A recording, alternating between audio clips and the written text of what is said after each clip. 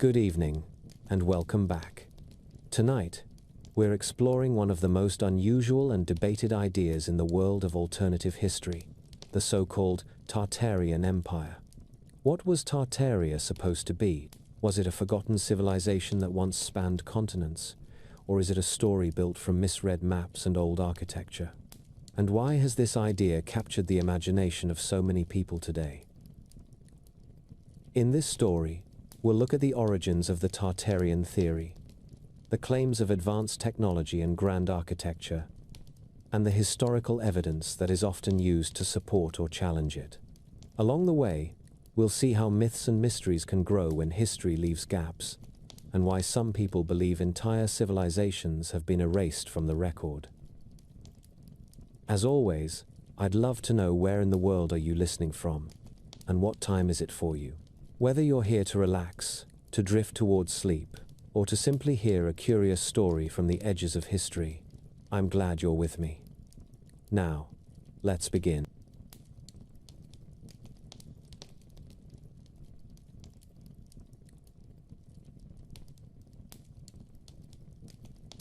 Spread an old atlas on a table, and you see the same word repeated across a continent, Tartaria, sometimes Grand Tartary. The ink is steady in hands that never met and never spoke. Yet from Antwerp to Amsterdam, from Paris to Nuremberg, the cartographers agreed on a single giant across the center and north of Asia. Ortelius prints it in the 16th century, and Mercator follows. Jansonius and Blaeu carry it into the 17th. Delisle and Danville, careful men who weighed reports against roads and rivers, keep the name alive in the 18th. French copperplates speak of Chinese Tartary beyond the Great Wall. English atlases sketch independent Tartary across deserts and valleys west of the Pamirs. Russian Tartary swallows the frozen forests to the Arctic shore. The borders shift, and the lettering changes size, but the word stays. To the people who wrote these maps, Tartary was not a fable. It was a region so vast that it needed more than one compass to hold it. On the west, the Volga and the Ural line served as a hinge between Europe and the steppe. To the south, the Pamir Plateau rose like the roof of the world. Eastward, the mountains broke and dropped to the basins of the Amur and the cold Pacific. Northward, the taiga marched for weeks under snow and wind, until there was only ice and the sea. Inside this frame lived a mosaic of tongues and saddles, yurts and walled towns, kanates and nomad hosts. Tatars and Mongols gave the region its name in European mouths. Alongside them stood Turkic peoples of many branches, the Oirat and the Kalmyks, Bashkirs along the rivers, and farther east the Jurchen and the Manchu who would rise to take a throne in China.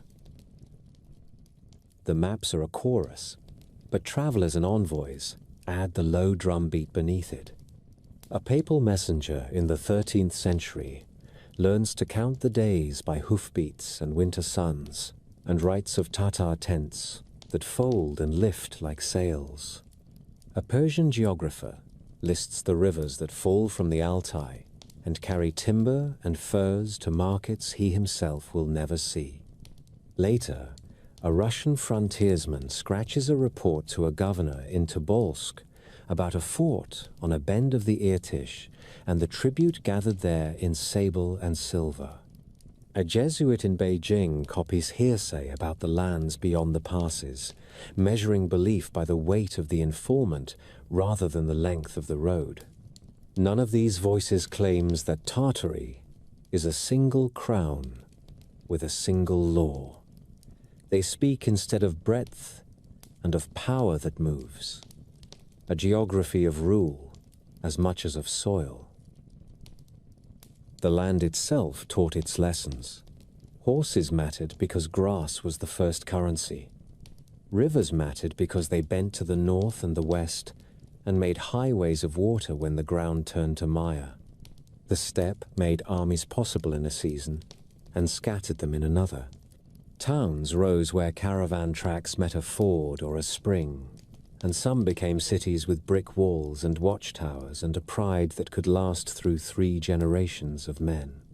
Others were swallowed by the distance and left only a scatter of pottery and a few lines on an old account book, the maps read like a ledger written by patient hands.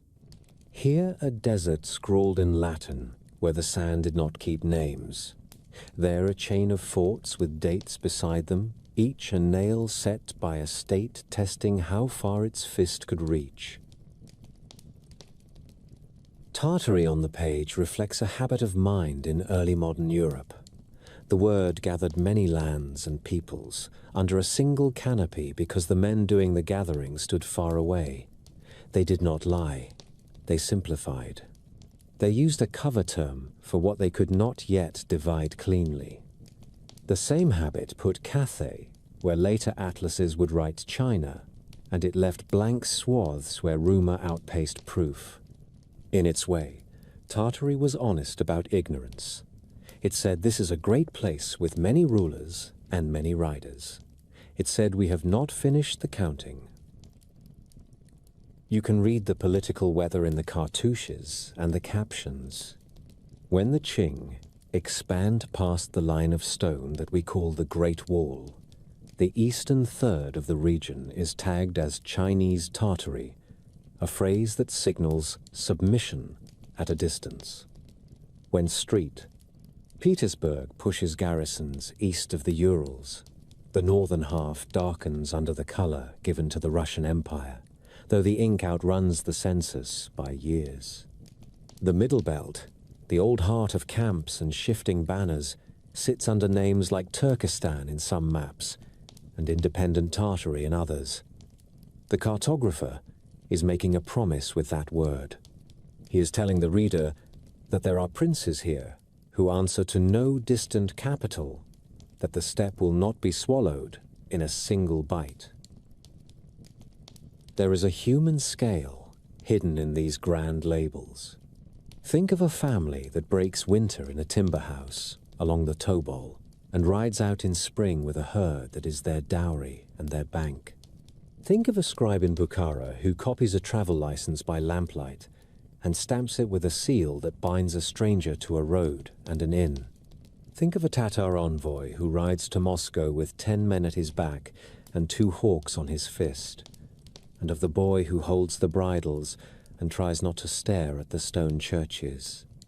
These lives do not know the word Tartary, not as a thing they can touch, but they make it real. They carry the weight the mapmakers try to hold with ink. Stand over the atlas long enough, and you feel what the old word meant to the men who wrote it. It is not a single story. It is a horizon. It tells you that beyond the forests and wheat fields, there is an expanse where power rides and power camps, where cities rise, where water and will permit, where borders are fences of season and sworn word. It is a reminder that names can be nets, and that the largest nets catch the most kinds of fish. Take another atlas a century later, and the great word is gone. Where one page once carried Tartaria from the Black Sea to the Pacific, new plates speak in careful fragments. Siberia across the north, Mongolia in the center, Chinese Turkestan along the Tarim Basin, Russian Turkestan across the Zarafshan and the Sir Daria, Manchuria pressed against the Amur. The empty magnet that drew every unknown place into one label has been broken into parts that belong to states with flags and ministries. The change did not happen in a single year. It came with guns and surveys and treaties that fixed lines where older maps had drawn clouds and wind. Russia walked east in stages from the 17th century onward and wrote its steps down in forts, censuses, and an official atlas. A governor in Tobolsk could send a courier to a new stockade on the Irtish and measure the distance in days and rations. A mine opened along the Yenisei, a tax farm along the Obe, and each added a point to a grid that the capital could understand. The Qing court pushed banners into the west and took garrisons past the wall of stone that Europeans loved to sketch. When the court reconquered Xinjiang in the 1870s and made it a province in the year 1884, European school maps began to say Chinese Turkestan for the southern basins and Dzungaria for the grasslands to the north. To the south and west, Russian Turkestan took shape on paper after the fall of Tashkent in 1865 and the defeats of Khiva, Bukhara, and Kokand in the next decade. Each conquest came with boundary commissions and names that stuck to ink. Treaties stitched the quilt tighter. Nerchinsk in 1689 drew a first hard line between Russia and the Qing along the valleys that fed the Amur. Later agreements at Aigun and Peking in the 1850s moved those lines again and brought Manchuria into sharper focus. In the space left between empires, Western mapmakers began to prefer regional names that echoed offices and armies. Independent Tartary gave way to Turkestan, to the Kazakh steppe, to Transcaspia. The word Tartary still lingered in the captions of some atlases as a synonym for a very large north, but it no longer claimed the page. Scholars also turned from broad umbrellas to catalogues of peoples and languages. The habit of calling many nations Tartar had fallen out of favor as philologists and natural historians tried to sort out who was who. The Tatar along the Volga were not the Mongols of the steppe, and neither were the Turkic Kazakh or the Kyrgyz. Expedition after expedition brought back lists of river names, plant names, and clan names. Men like Pallas and later Radlov gathered vocabularies and told their readers that the single old label hid a dozen families of speech.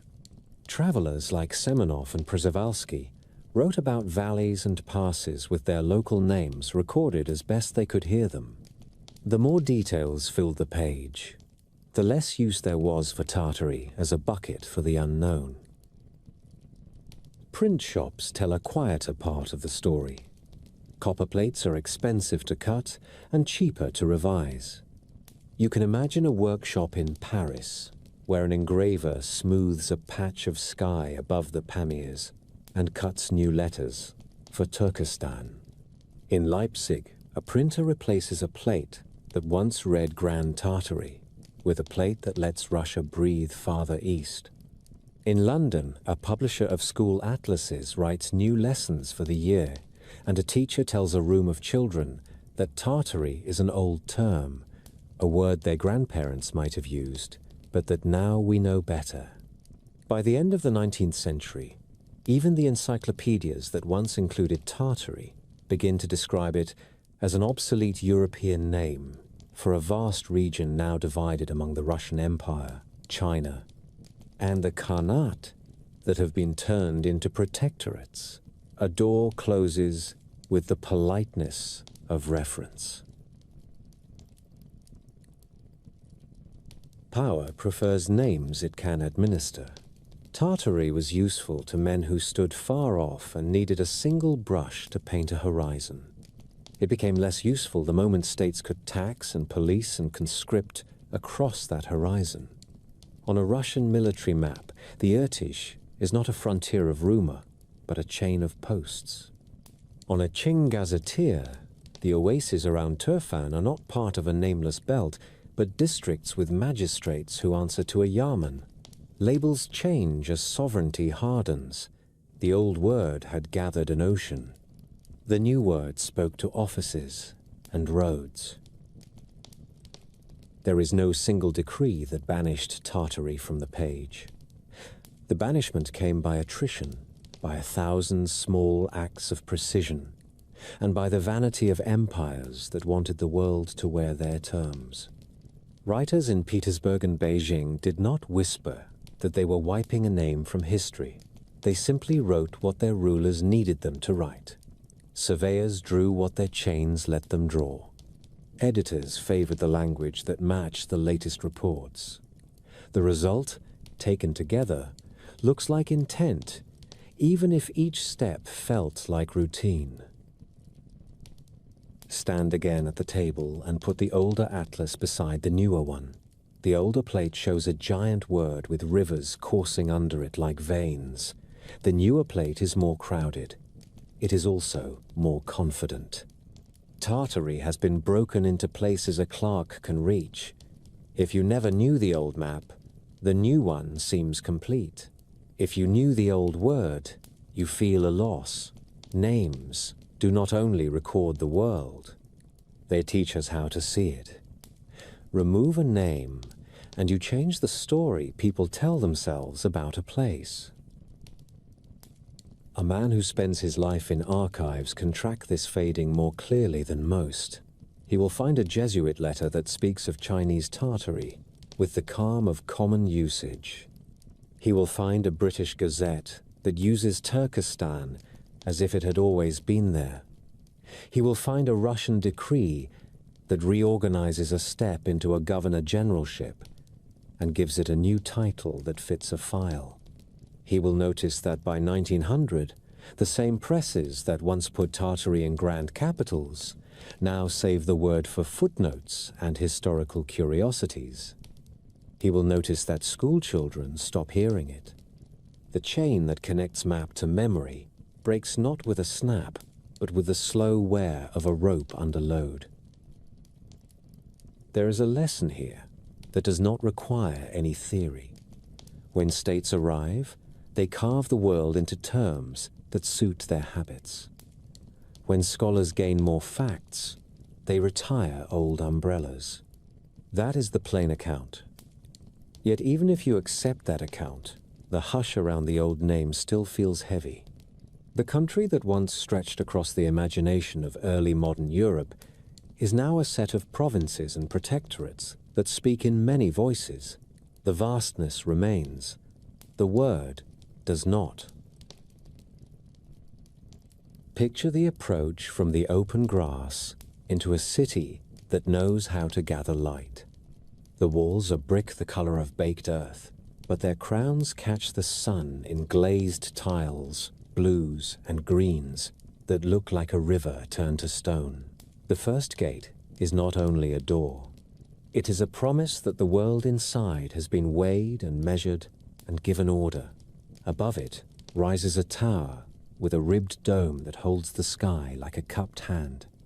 Within the walls, a grid of streets runs straight and sure toward a square where the ground has been paved with blocks so well set that rain turns it into a dark mirror. Step by step, the city reveals its grammar. Colonnades lead to courts. Arched iwans open into shade, where tradesmen work brass and clay. Water moves as if it has sworn oaths. Channels carry it under bridges, into basins, across gardens where fruit trees are trained into low avenues. There are houses of timber and brick for ordinary days, and structures of ambition for feast days and state. You see turquoise tiles laid in patterns that mimic the night sky. You see minarets that call without words, slender and calmly balanced, their flanks banded with script that runs like water when the sun shifts. You see vaults that look like honeycombs, each cell carried by the next, 1,000 careful choices held in place by lime and patience. A traveler from Europe would know some of these forms and be confounded by others. He would know domes that gather weight and give it back as grace. He would know pediments and pillars, though here they wear different ornaments and borrow different myths. He would not know why the avenues feel ceremonial in a way that his own capitals do not, wide enough for processions that seem to remember an older law. He would not know why the city feels planned like a chessboard, with axes that lead the eye to towers and gates, as if a single will drew the first lines with a compass and a string. There are districts here for makers of stone, districts for makers of leather and felt, and a quarter where scholars live among book traders and instrument makers. A man in that quarter sets a brass armillary on a rooftop and listens to the wheels of heaven tick past the hours. Another brushes dust from a lens ground from mountain crystal and reads a script carved into a slab of fired clay. In the great square, a court musician plucks a setar under a plane tree while a child counts the beats on his fingers. A physician prepares a syrup from quince and vinegar for a feverish merchant who has ridden hard from a frontier post. A clerk walks from the archive with a reed case tucked under his arm. Inside is a record of a land grant written 3 generations ago, still valid, still honored. Nothing about this scene is a fantasy. Cities all across this vast belt have kept knowledge like this before and after the dates we learn in school. What feels new here is the arrangement, the scale, the sense that the parts fit more tightly than we have been told. Even the military stones speak a language that is careful. Beyond the old curtain walls lie forts with star-shaped plans that throw angled bastions into the fields and fold their ditches like origami. The geometry denies blind ground and multiplies fields of fire, but it also claims the land with a kind of calm. Walk the ramparts, and you see that the bricks have been set with an insistence on right angles that borders on devotion. The city does not only defend itself, it demonstrates an idea about order. This place keeps water as if it were gold. Under the streets runs a web of buried channels, painstakingly graded, so that a slow flow reaches every quarter without pumps. Wells give sweet water from depths that your ear cannot accept when you listen for the drop. Steam rises in winter from vents near bathhouses that sit over hot stones. In summer, a wind tower catches high air and spills it into a hall so that the room breathes while the world outside holds its breath. A scribe could make a list of these devices and call them clever. A sovereign could look at them and call them policy. The buildings that hold power carry a style that will bother a careful eye. A courthouse with a broad staircase and a portico of columns. A council hall with a drum dome that rests on a ring of windows so that light pours down like judgment. A train station like a palace. A library like a temple. These could sit in a dozen far cities, in a dozen epochs, and they do. That is the thought that makes a scholar wake in the middle of the night and walk the room until he is tired again. Why do these forms echo from one continent to another with such confidence? Why do they appear in clusters in the century that followed the fall of many khanates? Why do they so often carry buried floors whose windows now stare from the level of the street? Set your ear to the stories that move beneath official accounts, and you will hear claims that scratch at the surface of what we think we know. Some say this family of forms began here, in capitals that stood across the great interior, then traveled with refugees and craftsmen when war and disaster scattered them. Some say the sequence ran in the other direction, that distant architects shipped their ideas east to dress an older seat of power in familiar clothing. The only fact we can hold without heat is that the resemblance exists. A dome does not prove a genealogy, yet a world of similar domes and colonnades and grand staircases begs the question that no one in a ministry wishes to answer. There is a place in this city where one climbs a tall minaret and looks down into the plan like a general reading a campaign map. The grid shows its discipline. The markets array themselves like organs, each with a function that feeds the next. The canals draw lines that bind neighborhoods in loops that both divide and join. A palace complex sits behind its own walls, with gardens laid out in 4s and 8s, channels and paths that cross at right angles so perfect that a boy could learn geometry by walking them. In the far quarter, a foundry stacks ingots against its wall and sends workers home with the black of smoke on their hands. Along the outer ring, new neighborhoods push into fields in neat rectangles, each with a square and a well, each with a place marked for a school that is not yet built.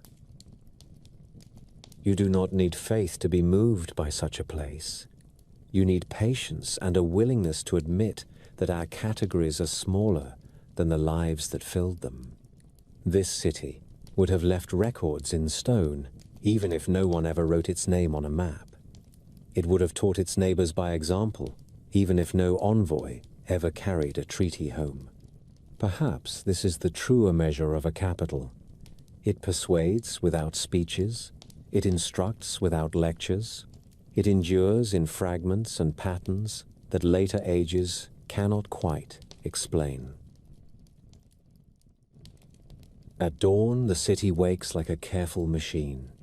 Before the markets open, the astronomer climbs to his platform with a brass armillary and a slate black with chalk. He has spent his life mapping the sky, with instruments built to endure wind, and Sunday, a sighting tube points along a meridian line cut into white stone.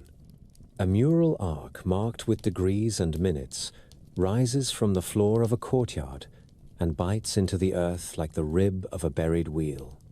You could lift this scene and set it in Samarkand in the 15th century, when a prince named Ulugh Beg took the measure of the heavens with a sextant so large that men disappeared into its trench. You could set it in a Tartarian capital in the age when empire is a word rather than a border.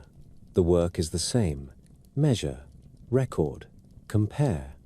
The city trusts the night sky to keep its calendar and to remind men that order exists above their brief disputes.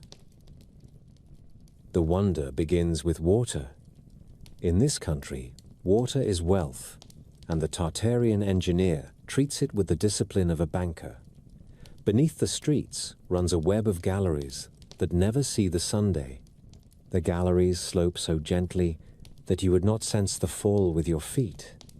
Yet a slow, cold flow moves from foothills to gardens and houses without a single wheel. In the western deserts, men call these Qanat. In the oases north of the Great Wall, the same art is known as Karez.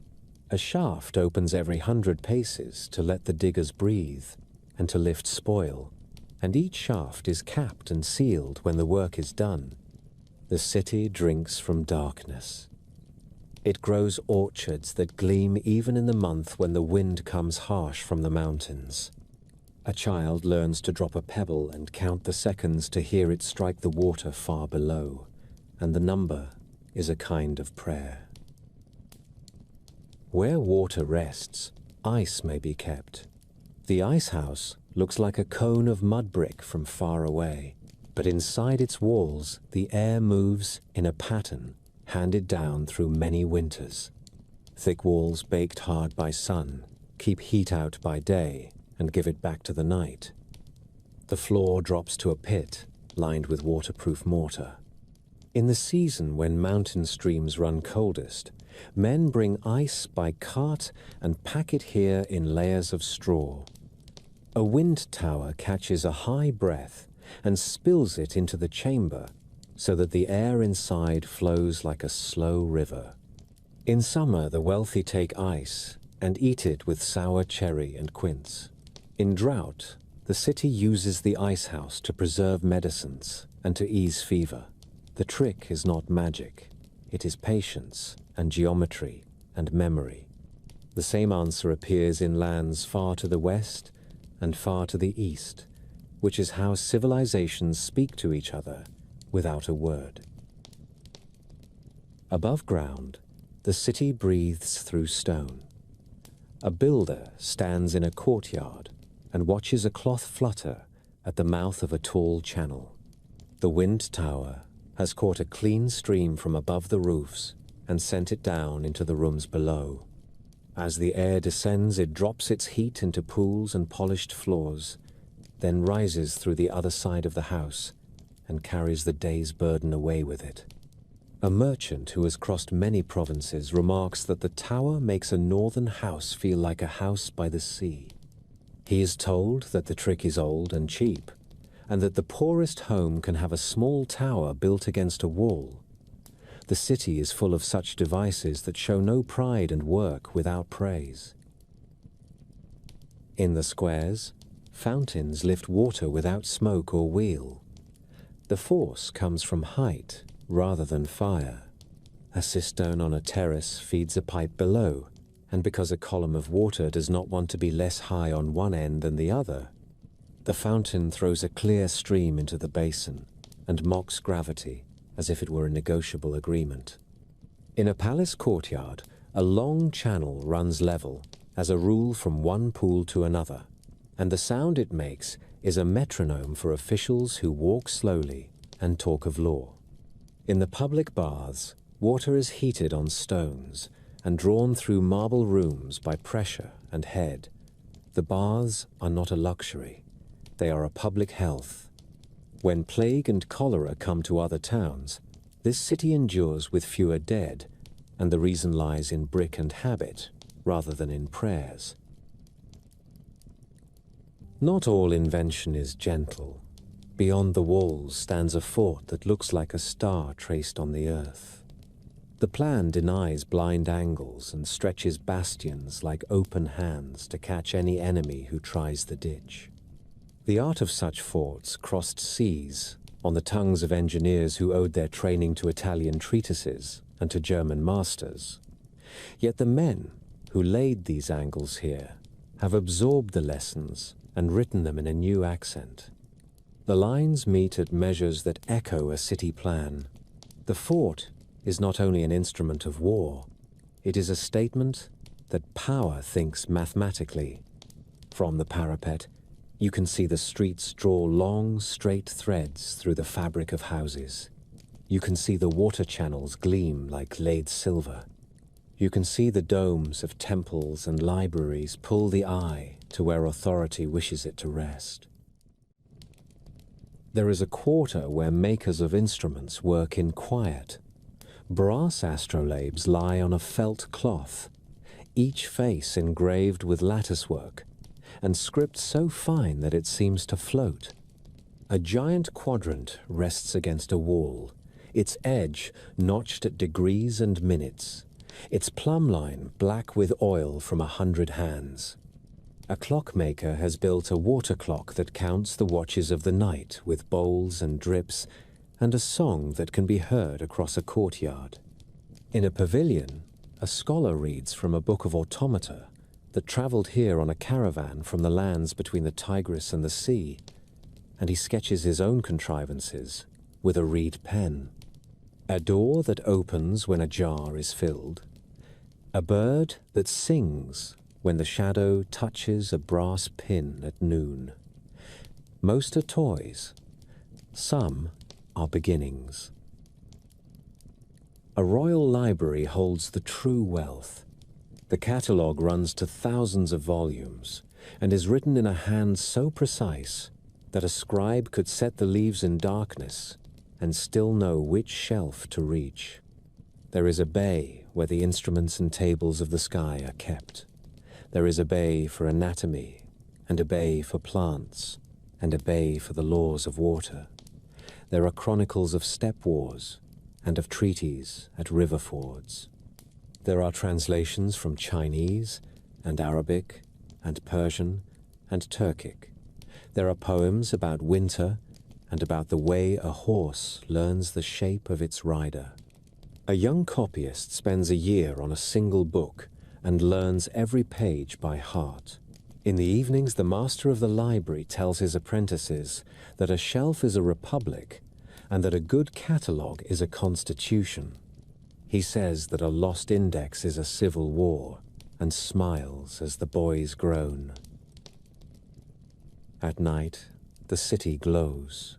Here the story opens its hand and offers a coin that some readers will refuse. There are those who say that the glow comes from oil lamps trimmed by careful fingers and set behind panes of glass.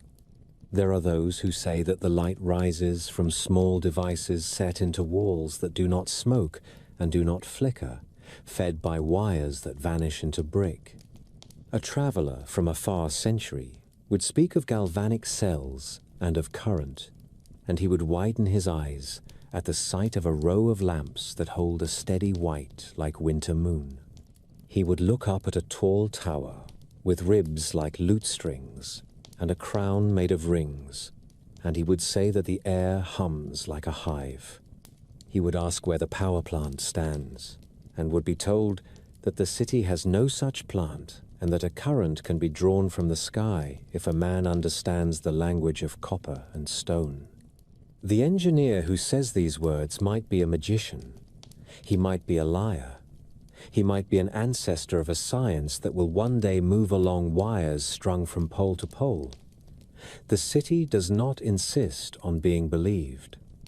It asks only that you notice how bright its streets look from the rooftop where the astronomer keeps his charts. There is a hall where men do not speak above a whisper. The hall is a chamber within a chamber, and its walls are made of brick laid in cells like a hive. A singer steps into the center of the floor and sounds a long note. The sound grows until the air in the room becomes a skin that trembles. A mason lifts a small stone with one hand and feels the note meet the weight. The hall is tuned, the way a furnace is tuned, the way a bridge is tuned to its own span. A few claim that in such a room, a man can move a heavy block across a floor with nothing but a human voice when the right vessel is set to ring at the right pitch. Others say that is foolishness, and that the room is a marvel of acoustics and nothing more. The steward of the hall keeps a ledger that records the tone that pleased each visitor and the highest note that each could sing, and the book runs to 100 leaves. The hall stands beside a quarry.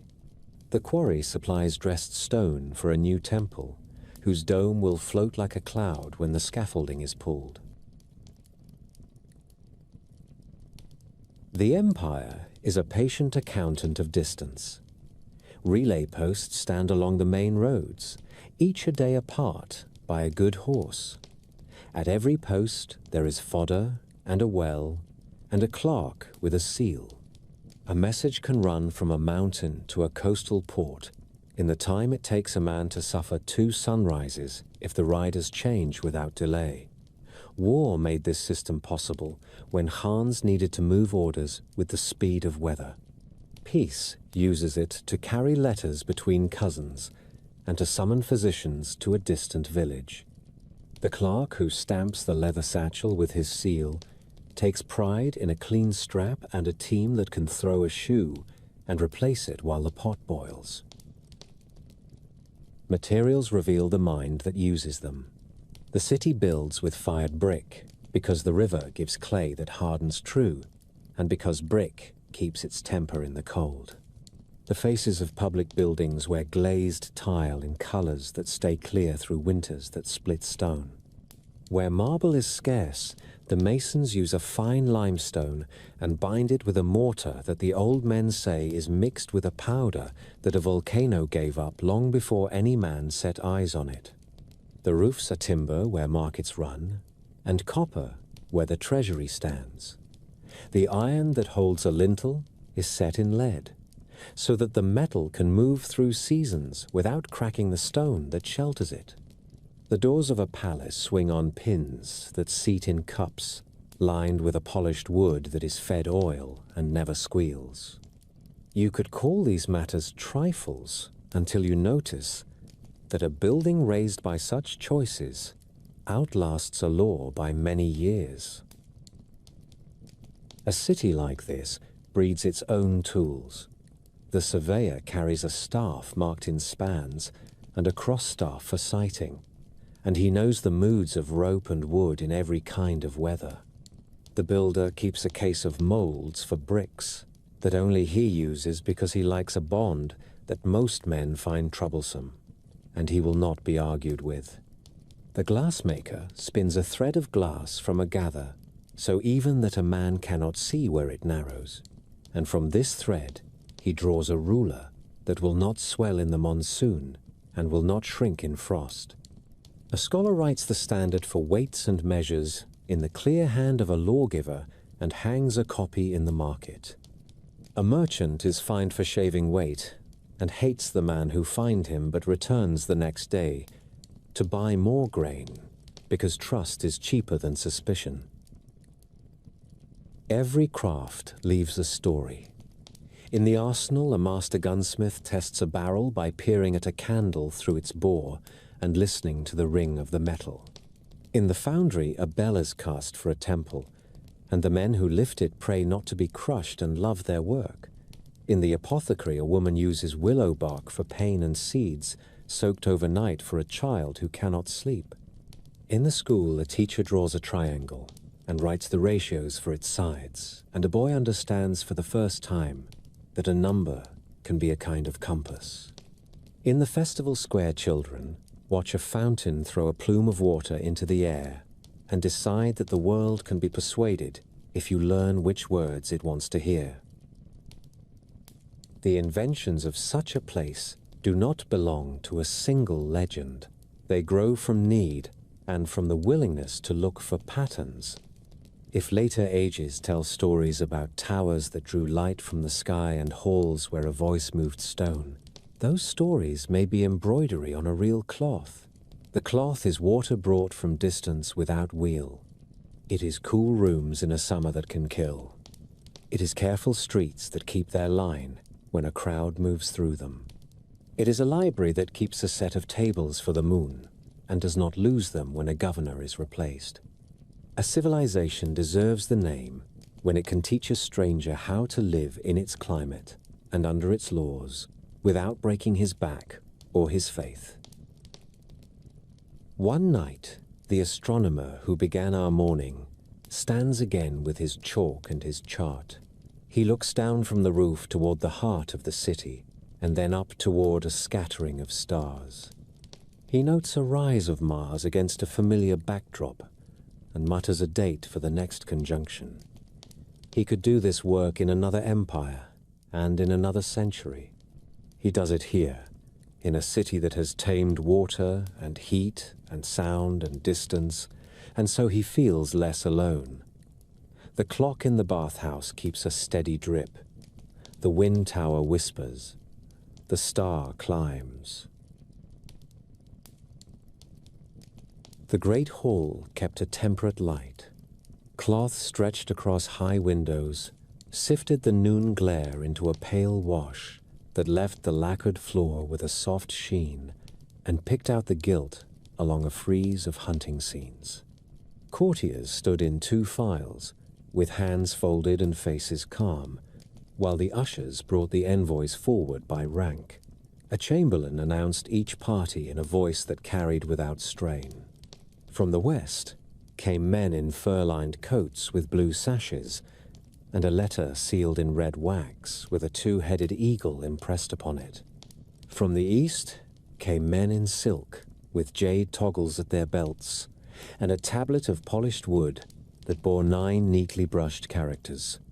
From the south came men in fine cotton, white turbans tucked with a spray of emerald, carrying a casket of attar so strong it seemed to cool the air.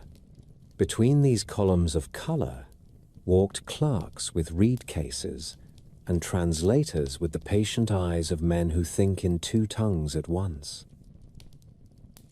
The ceremony was a craft learned over generations. A bowl of salt was set on a low table beside a loaf of bread and a cup of sour milk. Each delegation tasted in turn. An usher named the day by 2 calendars and the hour by the position of the Sunday, The court singer gave the short hymn that begins every treaty audience, the one that asks for clean intentions and remembers the dead who built the road to this moment. The ruler did not speak first. A herald read the articles that were ready to be debated and left space for what the envoys might add. In this room, the empire preferred the tone of a careful merchant and a patient father rather than a conqueror. Peace was not a virtue in itself. It was a policy that paid. The map spread on the low table was made of stitched hides, scraped thin and rubbed with chalk. It showed rivers first. There is no other honest way to draw power on a land this large. The Irtish and the Aube carried furs and salt from the forests into markets that could melt silver twice in a day. The Yenisei carried timber and iron along banks where settlers were setting their corners and measuring their fields. The Amur marked a frontier that moved with the ice and then crept back with the thaw. Farther south, the Seir Daria and the Zarafshan watered cities that minted coins and taught grammar. The mixed commission proposed at the last winter audience would meet in the spring near a bend that every rider knew, to set boundary stones where pasture rights had grown messy, and to fix how many herds might cross at each season. It was dull work that kept men alive. Gifts were not ornaments. They were arguments in the form of objects. The men from Street, Petersburg, had a rack of very long guns, smooth bored, fit for field drill, with locks made in Tula and burnished until the steel caught the light like water. They had a roll of maps engraved on linen, a new survey that showed distances in versts and brought the scale of the forest into a room. The men from Beijing had cloisonné cups that could make a governor forget his vow to avoid vanity, and a great book of court rituals bound in yellow silk that set out precedents for envoys and titles for border officers. A treasure for a state that preferred to regularize its manners before it regularized its boundaries.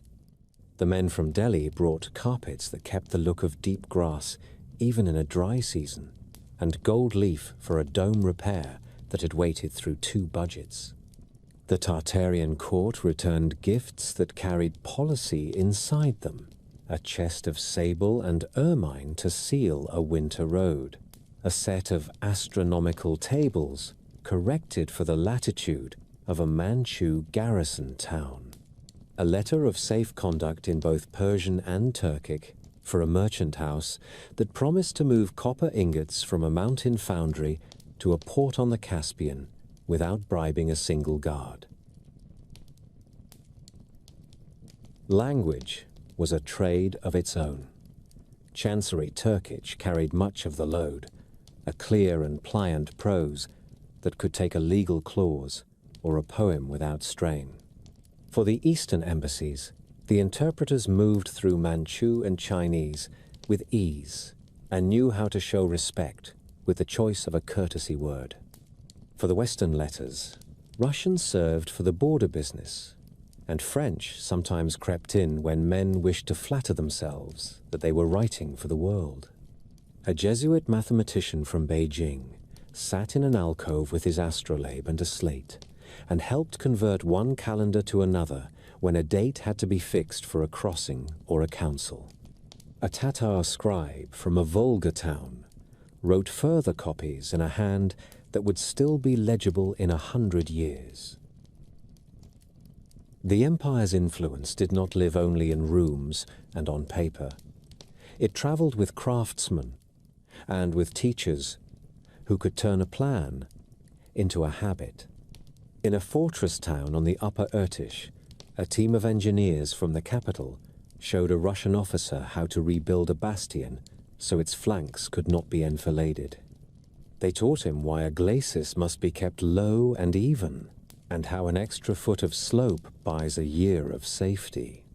In an oasis city east of a range that the locals called Heavenly Mountains, a delegation from the Qing watched a watermaster set the grade for a channel with a plumb line and a weighted reed.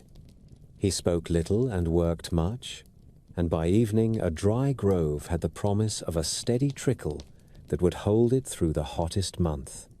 In a market town south of the Caspian, a guild from Isfahan took home a method for tempering small blades that made them bite like a much larger knife and not chip when abused by a careless soldier. A calendar is a quiet empire. On the first day of the year, the court sent out notices to provincial capitals and to the rulers of neighbor states, not to command, but to synchronize. The letter might say when the spring pilgrim routes would open and when the main caravan departure would be blessed from the city square, which was a way to tell men when danger would be smallest. It might list the days when the customs houses would change rates to match a new tariff, which spared 1,000 petty quarrels at 100 gates. The same sheet gave the positions of Venus and Mars for the benefit of men who trusted the sky to time their crops, and it marked the likely date of the first freeze on the steppe for herdsmen who had to choose their winter pasture. A state that thinks in calendars persuades without swords. There was a formal exchange of people as well as goods. Young men of rank from the frontier khanats came to the capital to learn grammar and geometry, and to be seen and weighed. They went home with a taste for neat streets and clean baths, and a habit of writing down what they spent. Master builders from Kazan and Astrakhan spent 3 summers in the capital, and then took their knowledge to proud provincial governors who wished to raise courthouses with proper columns. Physicians trained in the royal hospital traveled east to a Manchu garrison that had been losing too many men to fever, and they left behind a regimen of boiled water, ventilated barracks, and discipline that made more difference than their small collection of herbs. Religion traveled with care. Sufi orders kept lodges in the steppe towns and taught a discipline of quiet that steadied men who spent their lives with more space than walls. Buddhist monasteries stood among the Oirat and the Kalmyks and were treated with a gravity that came from an old respect for men who have taken vows that the state cannot command. Orthodox churches rose along the rivers where Russian settlers had planted wheat, and their bells joined the sound of call to prayer and the wooden clack that summoned monks to the hours. The court did not try to make one sound swallow the others. It required instead that each community keep order within its gates and present malefactors to the magistrate. That bargain made a kind of peace that felt like a shared road rather than a siege. Coinage told another story of influence. The mint in the capital struck silver with a steady weight and a handsome face. Neighbor states liked coins that kept their promise. Soon, merchants far from the capital began to accept the Tartarian coin as readily as their own, and some governors begged dies from the mint so they could strike imitations that would not embarrass them in a market. Weights and measures followed. A standard ell and a standard pound traveled from city to city with a clerk who had a good ear and a blunt tongue. In a year, the noise of disputes in markets fell in every place he had visited. By the second year, the same towns sent him gifts when he passed through again. Some alliances were sealed with marriages that put faces to lines on a map. A niece of the court married the son of a Caucasus prince who sat on a narrow bridge between mountains and sea, and that road became easier to pass for men who carried stamped letters. A kinsman of the ruler took a spouse from a house with old rights along a river north of the forests, and the price of timber fell for 2 winters in a row in the capital. Marriage did what treaties try to do and perform only irregularly. It made men think twice before they sent riders with hard orders. The empire did not pretend that every neighbor was a friend. It invested in peace as a man might invest in irrigation, because the yield could be measured, and because the repair is cheaper than the rebuilding after a flood.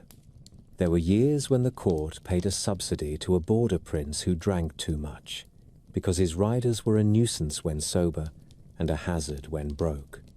There were years when the court forgave customs on tea and salt for a garrison on a cold frontier, because its men kept a pass open that no army would thank them for until a crisis.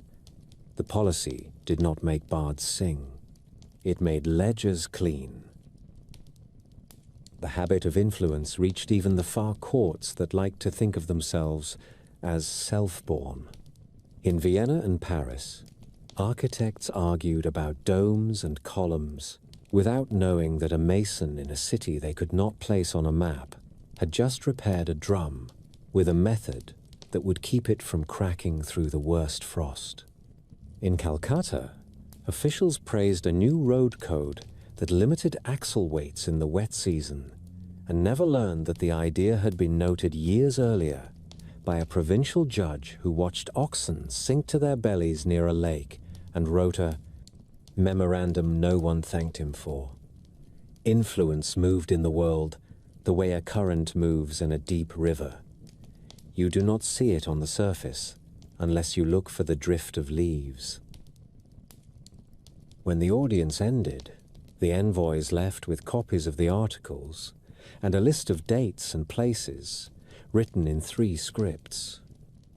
The court musicians played a piece from the north that left a trace of ice in the ear. The ruler stood and turned to a smaller room where a map of the same country was painted on the floor in tile, and where a bowl of water set on the place that marked a pass showed whether wind would help or hinder a rider that day.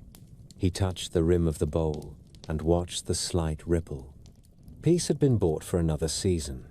The measure of that purchase would be seen in the price of grain and the number of boys who survived their second winter. Storms rarely begin with thunder. They begin with a drop in pressure that only careful men feel in their bones. The clerks in the foreign chancery felt it first. New maps arrived from Street, Petersburg, with posts marked deeper into the forest belt. A fresh report from Irkutsk spoke of a road pushed across a marsh with fascines and corduroy. A merchant from Orenburg sold bolts of wool and let slip that a chain of depots now stocked grain to feed troops all the way to the foothills. None of these facts shouted. Together they suggested a will that had chosen a direction. Russia had been moving east since the days of Yermak, and it moved in the same way that a frost moves across a meadow, a fort on a bend, a stockade that became a town, a line of Cossack stanitsas to shield settlers who broke the soil with iron and made wheat where there had been grass. In the 18th century, the Orenburg line and the Ural line fixed ribs of timber across the steppe. In the 19th, the pace quickened. Tashkent fell in the year 1865. Samarkand followed. Khiva bowed in 1873. Kokand was swallowed by 1876, and Bukhara stood as a protectorate with a Russian advisor who understood the weight of the word advisor. Each victory brought surveyors with chains and theodolites. Each survey brought boundary stones and customs houses, and with the stones came clerks who wrote receipts that bound more tightly than any rope. In the east, the Qing court had its own long reach. The banners marched back into the west in the 1870s, under a commander who was as patient as the desert he crossed. Town after town in the Tarim Basin returned to the fold. In the year 1884, the court named the reclaimed land Xinjiang and made it a province, which is to say it turned an old frontier into a set of desks and seals. Those seals mattered. A garrison that had been a favor was now an obligation. A road that had been a track was now a tax line. Maps at the capital gained ink and lost guesswork. Men who had called a place a rumor had to learn its district name and the correct form of address for the magistrate. To the south and west, another shadow lengthened. British officers looked out from the high country and measured Russian steppes with a cold eye. The Great Game is a romantic phrase for a series of memoranda, but in those memoranda you can feel the habit of mind that tallies supply and distance and the temper of border princes. Envoys from the company had their own maps. Botanists with sketchbooks walked river valleys and came home with plants and with good estimates for the width of a ford. An archaeologist scraped a mound and left behind a triangulation point that a future artillery officer would use without knowing his name. Every empire brought its own tools for pressure. Some were banners and guns. Some were the soft weight of paper. The empire at the center did not sleep, yet it could feel the ring tightening. Reports from the frontier spoke in the language of small losses, a market where a merchant must now pay a new toll twice in one day. A pasture where a clan had always watered its herds, now fenced and counted by a different official.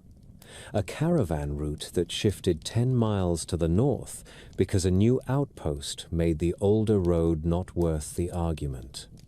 Paper makes no sound, but it can move men out of places where they have always stood. Open threat wore a uniform. Quiet threat wore a smile. Agents came into the capital as merchants, as scholars, as men who admired buildings and asked about foundations. A French engineer asked polite questions about a star fort and left with a precise sketch in his head.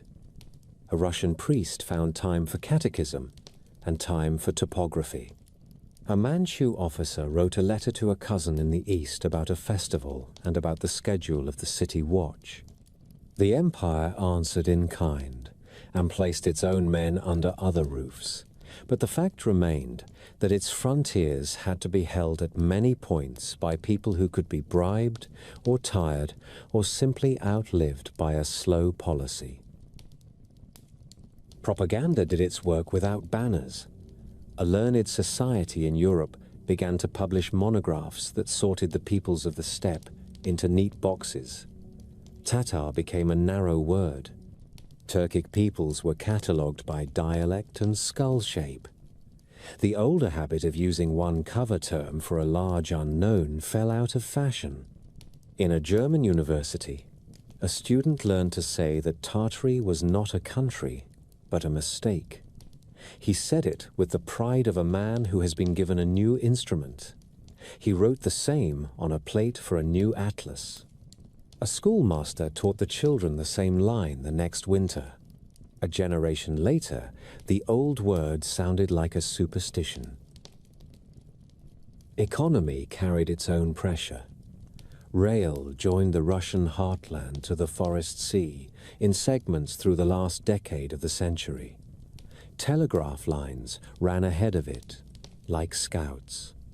A post at Tomsk could speak to a ministry in a distant city in minutes rather than months, and the ministry could move men and money in the same month that a report arrived.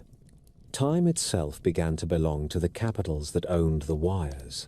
The court in the center still relied on horse and drum and relay posts. It was a proud and tested system, but a line of poles carrying wire could erase the advantage of even the best horse in a day without pity. The empire's neighbors also learned to talk to its subjects. Border princes were given subsidies and European watches. Loyal chiefs were given rifles and a letter that flattered them with a title that did not exist 2 years before. Missionaries brought books and medicine and a different habit of recording births and marriages, which gave them a power that had nothing to do with faith. A census is a strong net. Men who believed they were meeting a kindly hand found later that they had given their names to a ledger that would draft their sons and count their sheep. The court was not blind to the parts of its body that felt pain. It issued new coin to keep silver honest and keep its face in markets where Russian rubles and British sovereigns moved with confidence. It sent judges to circuits that had not seen a magistrate in years. It paid for repairs to dams and channels after 2 hard winters and a spring flood, because water is a better friend than a speech. It tightened the discipline of the relay posts and the customs houses. All of it helped. None of it changed the fact that 3 large neighbors had chosen to think of the interior as a space to be measured and filled with their own terms. There were quarrels within as well. A party at court wanted to meet pressure with steel, fortify the river lines, buy cannon, drill the militia. Another party argued that the empire had always ruled best by teaching its neighbors to prefer its order to the chaos that comes when frontiers burn. Spend on roads, they said. Spend on markets. Make merchants rich and governors modest, and then watch how fast men choose your peace over someone else's glory. A third faction, small but loud, believed the old sciences could be awakened to deliver devices that would erase the advantage of rail and wire. They spoke of towers that took power from the air, and of halls that could train stone to move with a whispered chant. The ruler listened and gave each group a share. That is what rulers do when no answer shines. Rumor has its own gravity. After the reconquest of the western oases by the Qing, strange pamphlets began to circulate in border towns to the north. They spoke of purges in the archives, and of a new orthodoxy that would deny that certain cities had ever been more than mud villages. After the Russian capture of 2 old capitals, a set of portraits of governors circulated for sale in a bazaar. The faces were recent. The buildings behind them looked older than a lifetime, and yet the captions claimed the buildings had been erected in a single season by men who had not yet learned the craft to set a proper cornice. The inconsistency was not proof of a plot. It was a place where a mind could find purchase and begin to climb a story.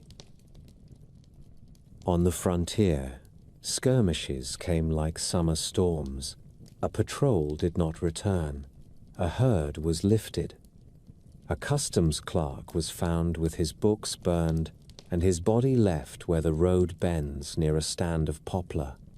Every incident carried the taste of accident. Together, they kept soldiers in the saddle and governors at their desks past midnight. The line between policing and war blurred for long months. The empire's rule had always been a mix of agreements and shows of force. Agreements thinned under strain. A show of force could be read as a confession of worry. Then came the signs no one wanted to name out loud. Wells that ran sweet began to turn cloudy in a quarter that had always been healthy. A damp summer rotted grain in the ear across 3 provinces. A fever traveled along a river at a time of year when fever should have slept. The court physician wrote a sober report and avoided words that would give a faction a weapon. Nature and politics often walk together whether men invite them or not. For a state that had to feed armies and build walls and keep a promise of order to a dozen faiths and tongues, a bad harvest could ruin a year of good policy. In the last councils before the break, the ruler stood over a large map and asked each minister to place a pebble where he believed the next threat would bite. One minister set his on the forest line, near a new Russian post that had a telegraph pin in the corner. One set his near the passes, where the banners now flew in steady ranks under a governor named from Beijing. One set his on a provincial capital that had begun to hear a new preacher who spoke of pure ways and of the sins of cities that love baths and books. The pebbles made a rough triangle.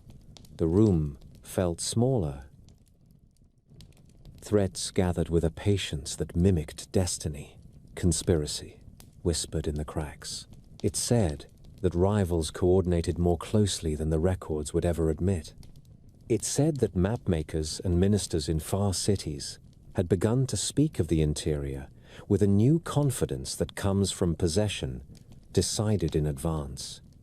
It said that if an old word vanished from the next generation of atlases, the loss would not be an oversight. The archivist who heard these whispers kept his catalogue accurate and kept his lamp trimmed. He understood that erasure can be a policy, as well as a failure of memory. By the time the first real blow fell, the empire had already spent much of its strength resisting a pressure that did not sleep. In that sense, the conspiracy had done its work. It had made the center doubt itself and made the rim look outward for help that would never come without a bill. The ledger shows small losses for many years. Then the column for calamity opens and begins to fill. The warning did not arrive as a cry. It arrived as a taste. Wells that had been sweet for living memory turned cloudy in a week. The water was not foul, but a fine grit lay on the tongue and settled at the bottom of a cup like the ash of a candle wick. Rivermen said the streams were walking strangely. Currents that should have kept to one bank wandered in the night and woke on the other. Fishermen found reed beds dragged from their beds and laid over shoals that had never existed. The city scribe logged these notices without comment. A column of small complaints that only a patient reader would see were all pointing in the same direction. The first blow came before dawn, when the ground shivered under sleeping houses. It was not a ruinous earthquake. It was the kind of tremor that makes a man think a heavy cart is passing on a street he cannot see. Pots jumped. Dust trickled from a beam. On the riverbank, clay cuttings slumped as if a giant had run a hand along them. Where the soil stood wet and fine, the tremor turned good ground to something that moved like porridge. Men will learn a long word for this later: liquefaction. The city learned it in a morning by watching walls lean that had always been plumb. Then the weather turned against the country. Spring was late, and the mountain snow stood heavy well into the 5th month. When the thaw came, it came with rain that did not stop. Storm after storm climbed the ranges, dropped their weight, and moved on to make way for the next. Old channels filled to their crowns. New channels split from old, like brothers who cannot share one inheritance. Where rivers drop from steep country into wide flats, they chose new paths with a speed that frightened men who had trusted the old banks since their grandfathers laid the first stones. A bend that had held for a century let go in an hour. Water blew through orchards and streets, carrying silt like milled flour and stones like cattle. The flood was not one flood, it was a procession. First came the brown water full of broken branches and the roofs of sheds. Then came a heavier wave that moved slowly and pushed rather than ran. This second wave carried earth in such measure that when it stopped, it did not leave. It stayed. It rose in lanes and courts and filled the hollows of a city the way dough fills a pan. On the plain beyond the walls, Low farms disappeared until only their lofts showed like islands in a dull sea. In towns, built on older towns, the water found the lower streets and made new lakes under streets that had seemed dry for a lifetime. Men rode into cellars and found doors that opened into black water that had not existed the day before. In the Quarter of Craftsmen, a dozen wind towers collapsed on the same afternoon when their foundations softened. In the Merchants' Ward, canard shafts that had been capped for 20 years blew their covers and spat mud like volcanoes turned inside out. A bathhouse emptied from beneath when the pressure in its pipes reversed and brought river into furnace. In the fortified suburb near the northern gate, the bastion that faced the fields held, but the ditch filled to the lip and then to the crown, until the glacis vanished like a line scratched in wet wax. A captain of the watch set a pole on the square and marked the day's rise. He marked again at noon, again at evensong, again at dusk by lamplight. When he returned in the morning, the water was still and a handspan higher. He wrote the numbers on a scrap that someone would one day paste into a book no one reads for pleasure. A man who worked the archive kept a second book that tells the same story without any numbers. He writes that his wife woke at first light to a smell like wet brick. He walked to the door and saw that the street had become a flat sheet that reflected the sky. He could not see the curb, but he could see eddies where the street opened into the square. And in those eddies he saw beads of light lifting and falling. Later he learned they were the glass knobs from a shop that had stood 2 houses down. He writes that he laughed when he saw them, because they looked like little moons in a shallow night. And then he stopped laughing, because he realized the shop door was gone. The strangest work began after the water slowed. In places the flood did not drain. It settled like a tired animal and refused to move. The sun came out and set a crust on the top of the mud that a man could walk on if he kept his weight steady and did not stand long in one spot. Under the crust the world was still porridge. Streets disappeared by degrees. First the gutters went, then the lower steps of stoops, then the sills of shop windows. A boy told his mother that he could reach up and touch the lintel that had always been above his head. A mason who had built his house when he was young found himself entering by what used to be a window. The decision was cruel and sensible. In the center of the city, the magistrates chose to raise the streets rather than dig them out. They counted the time and the men and the carts and the timber that would be needed to carry the mud away. And they counted the time and the men and the carts and the timber that would be needed to lay a new floor for the city to live on.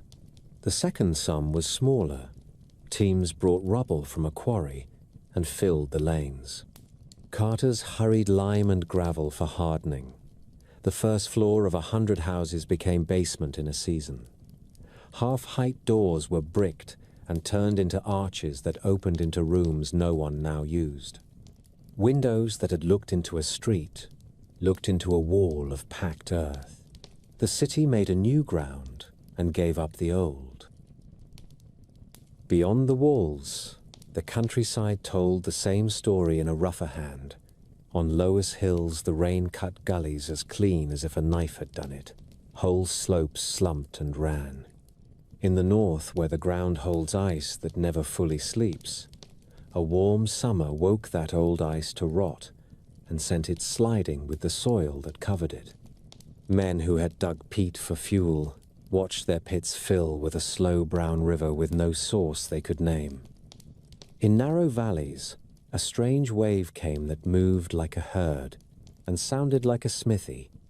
It was mud mixed with stone from high places that had let go, a choking flow that wrapped itself around anything that stood lower than its own will, and then went quiet when the slope leveled. In lands with volcanoes, this is called a lahar. In lands without them, the word does not matter. The weight does. Records of the time are not all confusion. Market prices tell a colder truth. The price of a good shovel doubled in 3 weeks. The price of a decent boot rose until poor men wrapped their feet in rags and tied them with twine.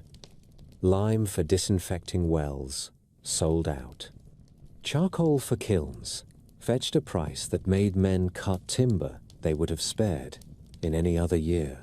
Mortar ran short as men repaired walls that had not been meant to live underground. Carpenters worked without sleep to raise thresholds and rebuild stairs.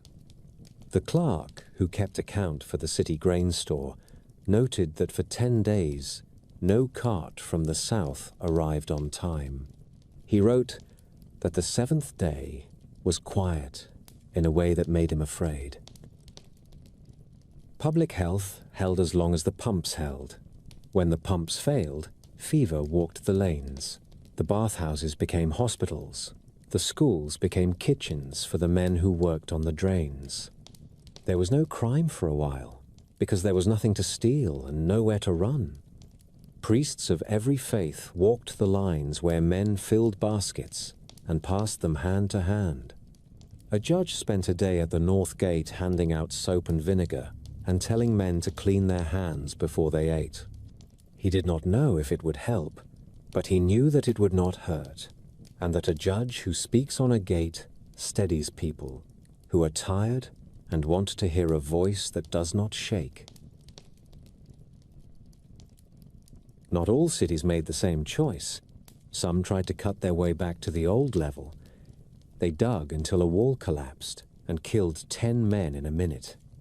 They dug until they found that the old cellars that should have been on their left were on their right. They dug until the smell turned them away. In the end, most of them joined the others and raised their streets. A traveler passing through the interior for the first time the next year would have noticed something odd without knowing why it felt so. Doors taller than a man where no horse could pass. Windows that looked out on a slope of packed earth. A stair down just inside a doorway where a step up should have been. Small museums of the future would write signs for this and call it history. For the men who lived it, it was simply what was possible. The state fought the mud with orders and with money. It requisitioned carts and oxen from 3 provinces. It suspended tolls at 2 bridges and doubled the guards at a 3rd. It wrote to the governors of the river towns and told them to set crews at every bend to cut drift and keep it from ramming the piers. It sent surveyors to check the old channels and mark where the rivers would try to walk again if given half a chance. A wise minister told the ruler that this year would not be the end of the trouble. Once a river learns a new path, it seldom forgets. Once a hillside lets go, it seldom grows back the way it stood. The minister spoke low and asked for money to be set aside for works that would take more stones than a palace. Private diaries of the year read like letters from a siege. A woman writes that her child asked where the lower half of their house had gone, and she answered that the earth had decided to live closer to them. A soldier writes that his horses were quieter than he had ever known them to be, and that their calm made him uneasy. A potter writes that his kiln fired poorly because every brick he had kept in store had been used to harden a lane in front of his neighbor's shop.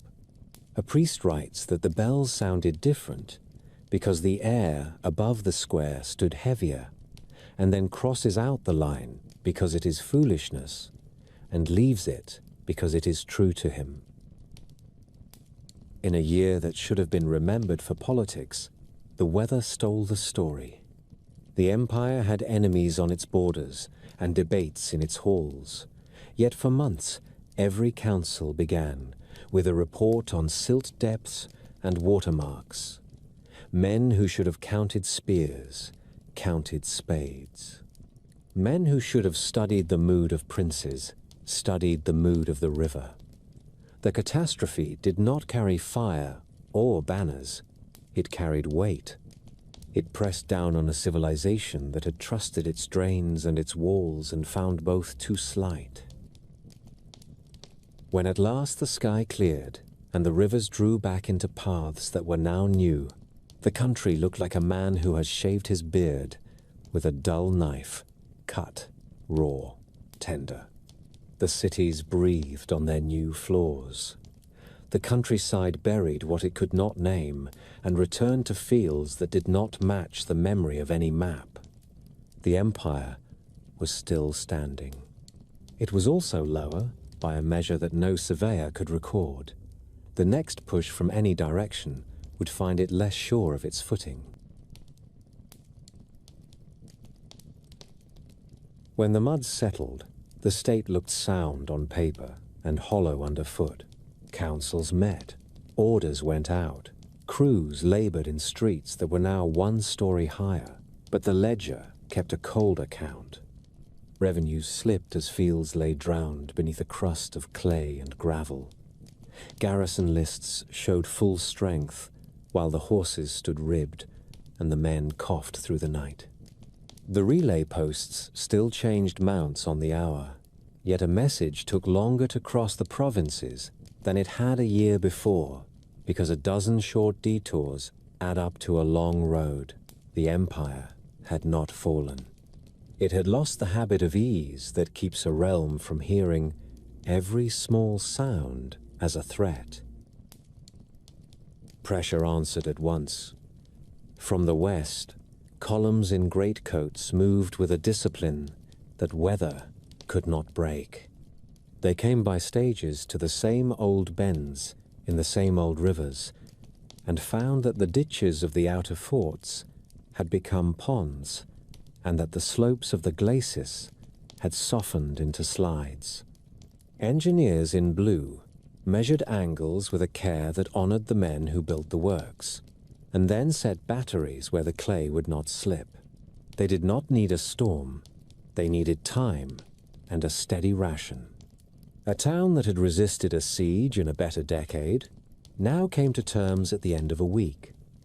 The magistrate counted the grain in the public store and signed because he preferred a governor to a sack. In the east, banners that had reconquered the oases now advanced by the book. A civil commissioner arrived behind the troops with a chest of seals and a neat hand. He inventoried grain and iron, wrote down the names of the quarter elders, and posted a notice that renamed 3 districts as if he were restoring order to a library. A new calendar came into force, with a single sheet of paper nailed to a gate. It set the first day of tax collection, and the day the courts would reopen, and the day when all wells were to be inspected by a clerk of water. The city that accepted the sheet accepted the rule behind it. Resistance would have required bread and calm, and a chain of command that had not been washed away. In the north, the forest line swallowed settlers and guards alike. Rails crept through the trees with the patience of ivy. Telegraph poles ran ahead of them and brought the voice of a far capital into a room where a local governor had once been the only authority a man could fear. One morning, a lieutenant woke to find his orders had changed overnight. They had not crossed the night by horse. They had flown along a wire that hummed in frost. The empire at the center had always favored relay posts and seals and careful roads. The rivals now used a narrower road that the eye could not follow, and with it they stole the advantage of speed that had been the interior's oldest ally. Garrisons that had kept the peace for a generation found themselves stranded on islands of authority. A fort, designed as a star, now sat like a flower in a field of mud, hardened by a month of Sunday. The ditch was filled to the lip, and the counterscarp had slumped to meet the scarp so that a boy could have walked into the outer work with dry shoes. The magazines were dry, and the powder held its spark, but the men breathed bad air, and the horses coughed human coughs. A captain wrote to the capital that his walls remained sound, but that his town had drifted away beneath a new geography of fear and rumor. He reported that he still rang the bell at dawn. He did not report that fewer men came when it sounded. The first libraries to fall did not burn. They were inventoried. Boxes of books left the city under guard and arrived at a depot where clerks who did not read the language judged their value by binding and size. Some were sent on to a distant academy. Some were given to officers who read them with curiosity and with no sense of the web they had cut. A few were returned to the city after a season with stamps on their end papers that proved they had now been seen and catalogued by the new order. The wisdom of 3 centuries can survive rough travel. It seldom survives a change of index. The knowledge that is not found is knowledge that does not exist for the men who do the finding. The machines that could not be understood were treated worse than the books.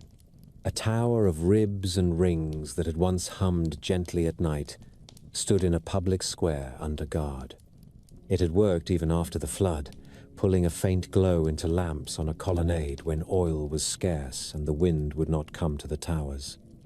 An engineer in a new uniform examined it with a careful face and a closed hand. He ordered it taken down and locked in crates for further study. The crates sat for a year, and then 2 in a depot that leaked in winter.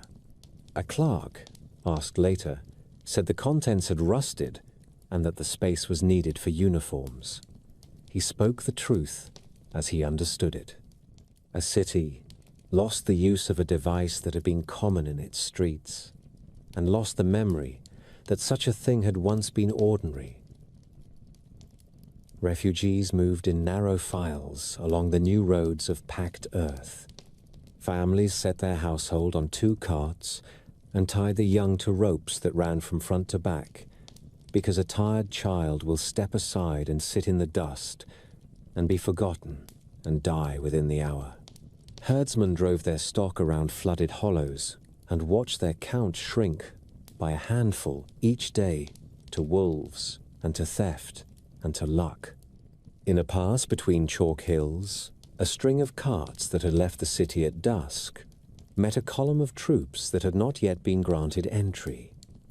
The 2 lines looked at one another in the red light of morning.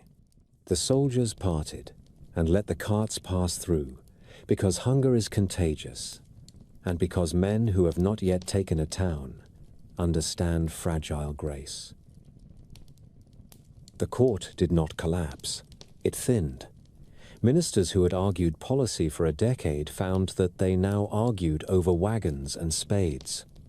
The party that had urged steel could now find only a few iron barrels to add to walls that did not stand at the right height. The party that had urged markets saw markets drowned and merchants out of capital. The party that had wanted wonders found the halls tuned to resonance full of mud to the lintels and spoke more softly than before. There were still ceremonies. The ruler still held audiences with the calm that keeps a city from deciding that each man must save his own. But the room where the map lay now smelled of damp wool and vinegar, and the men in it did not sleep. Some cities chose to resist. They fell without romance. A defense requires dry powder and full bellies, and a plan that does not depend on a road that is now a swamp. A few captains wrote letters that would be read with pride by grandchildren who would turn them into songs, One declared that his fort would not lower its flag while a single stone of the parapet could bear weight. Another sent his horses out at night through a ravine that a surveyor had overlooked and burned the siege lines from within, and bought a week for his garrison, and died of fever 2 days later. Courage shone bright and brief in a season that rewarded patience and inventory. Elsewhere, the transition wore the clothes of order. An officer took possession of a treasury and sealed the chests with wax and wrote a receipt in a clean hand. An administrator summoned quarter elders and told them to present a list of households by the end of the week for the census. A priest preached to his flock that they would keep their rights if they kept the peace. A judge of the old regime stayed for 3 months to advise the judge of the new on matters of custom and land, and then left with a pension that would be honored for 3 years and then quietly forgotten. The fall of an empire looks like this when the city has chosen to live. The mints fell quickly. Coinage binds loyalties as surely as oaths. New dies were sent from far capitals and made to bite silver that had once carried the face and script of the interior. For a brief season, both monies moved side by side through the markets, and a jar of honey cost a little more in the coin of yesterday than in the coin of today. Within a year, the older faces were scarce. Within 2, they were curiosities that travelers bought and carried home as proof of an adventure. A people that forgets the feel of its own money forgets the rhythm of its own market. Prices still rose and fell. They rose and fell to a stranger's clock. The relay posts that had kept messages flying across the land fell silent one by one. A postmaster waited with saddled mounts for a letter that did not come because the letter had already gone by wire across his sky while he watched a swallow's nest under the eave. He kept his office swept for 3 months, and then sold his best horse because he would not feed it on winter fodder when his daughter coughed at night. A network that had been the empire's proudest artery became a string of empty courtyards and a memory in the minds of men who had once lived by the clock that a hoofbeat keeps. There were scenes no clerk recorded. A young officer in a blue coat stood in a hall of the Royal Library and stared at a shelf that had been labeled weights and measures. He had been sent to oversee the packing of the great books and to make sure that none fell into private hands. He took down a slim volume bound in leather the color of wet walnut and read 2 pages that set out the rules for bricks and for the hardness of lime and for the right size of a wellhead. He recalled the sullen water in the streets they had just marched through. He closed the book and slipped it under his coat. He told himself he would return it to the library of his own academy. He believed this without much effort. The volume was never seen again. The last strong places did not fall by assault. They failed by arithmetic. A hill fortress can stand against guns if its well is sweet and its store is high. When the well turns cloudy after an earth tremor, and the store has been given to families that cannot flee, and the powder cakes in damp air, resistance becomes an act of witness rather than a method.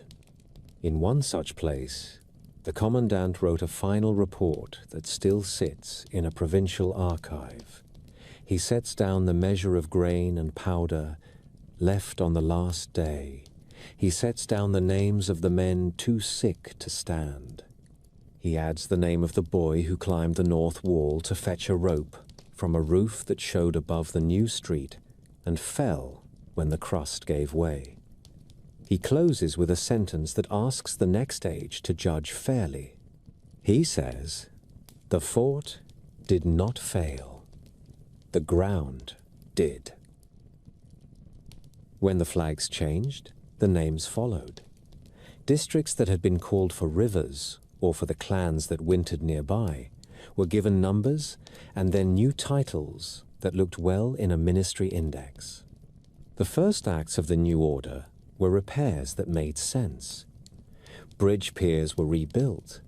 The main drains were cleared. The worst of the mud was shaved from the new streets. The second acts were acts of forgetting. A language of record-keeping was replaced. A style of measurement was retired. The titles of officials were changed, and with them, the powers men believed they possessed. Within a few years, a child could grow up in a city of familiar buildings and not know that his mother had once opened the door 2 steps lower. The scholar who had kept the second ledger did what men do when they understand that memory has become a duty. On a night when the guards were watching the river and the quarter slept out of exhaustion rather than trust, he carried a wrapped manuscript out through a garden where the new ground met the old walls.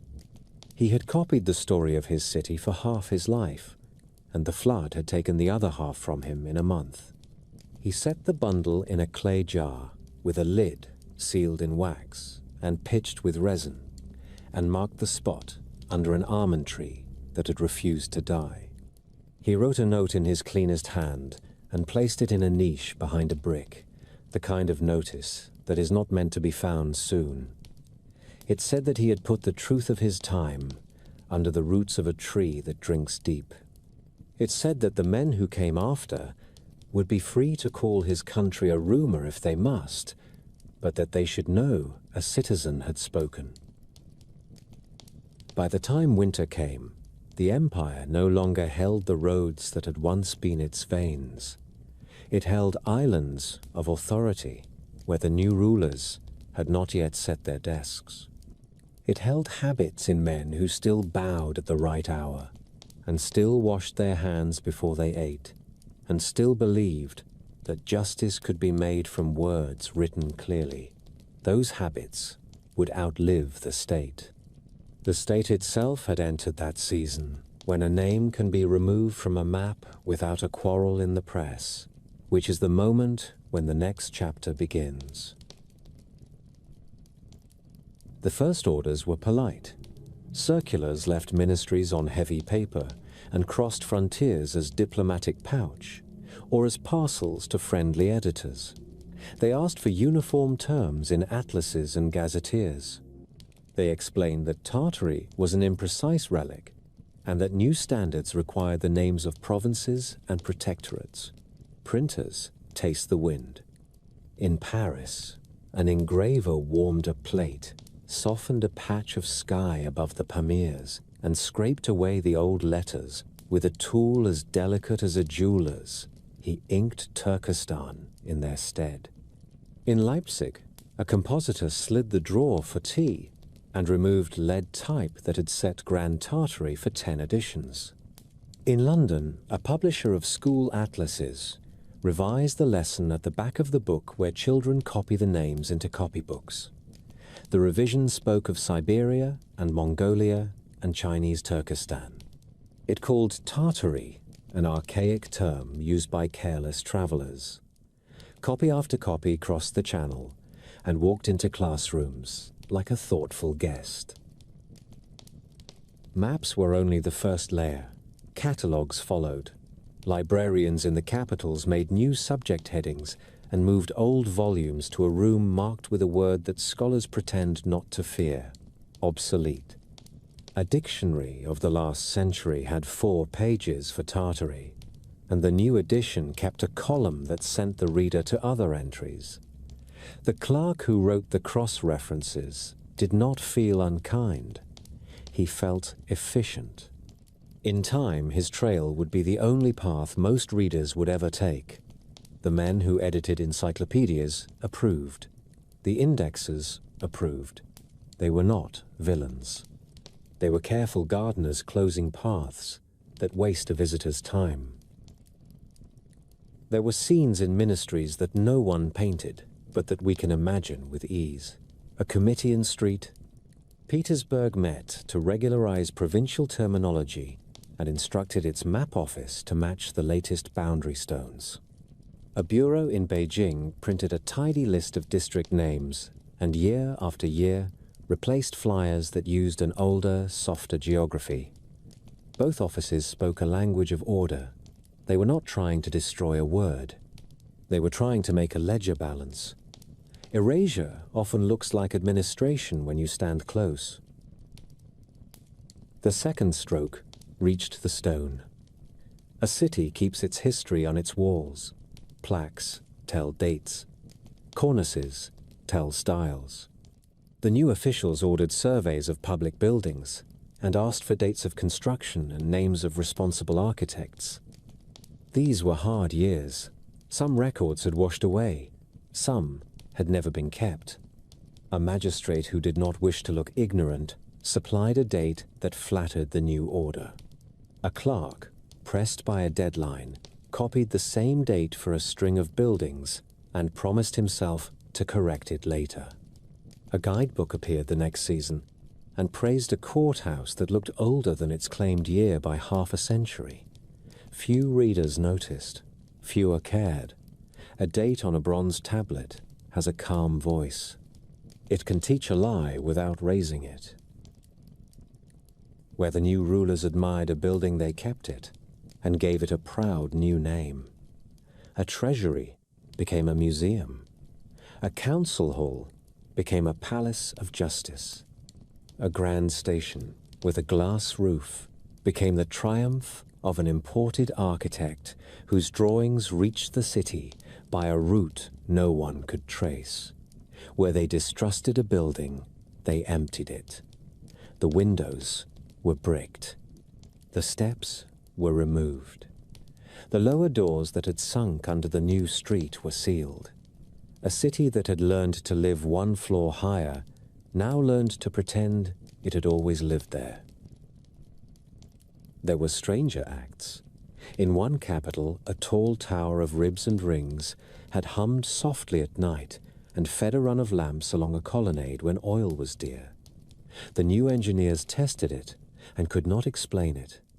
They ordered it dismantled and packed into crates for study in a distant depot.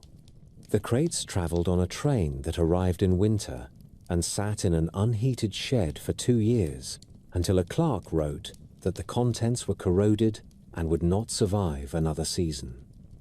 The crates were opened for scrap. The city lost a device it had not understood, and the loss acquired a tidy record with stamps. Archive suffered by accident and by convenience. The mud year had already ruined storehouses where parchment molds if you breathe on it. Floods diluted inks. Rats ate bindings. Fires do their work well in cities with chimneys choked by damp. A warehouse of municipal records burned in one night because a guard left a brazier too near a stack of wood. The report that recorded the loss was brief and calm. The city rebuilt the warehouse in brick with iron shutters and went on with its year. The books that described who granted water rights to which quarter and when were gone. In the same season, a provincial office moved to a new building and ordered the old files triaged. 3 wagons of ledgers went to a paper mill. The manager paid by weight. The letters describing a canal that had kept a neighborhood alive for a century went to rags, and then to pulp, and then to white sheets that would carry lessons on spelling. Credit and blame walked together through the fairs of that age. The grand expositions were built in months by men who knew how to make a dream stand long enough to impress the ticket holders.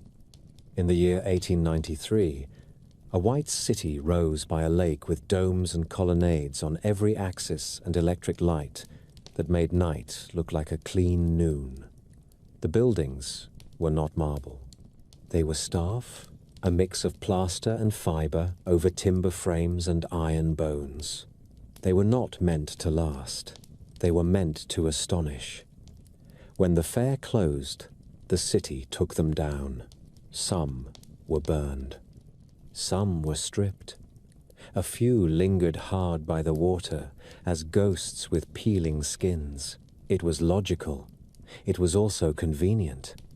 If any older structures had been retouched to dress the show in grandeur, demolition wiped the question before it could be asked. Guides wrote about the miracle of fast construction. The careful reader smiled at the word miracle and shut the book. Across the ocean, 2 decades later, the Palace of Fine Arts rose in San Francisco among a ring of pavilions that looked like an empire on holiday.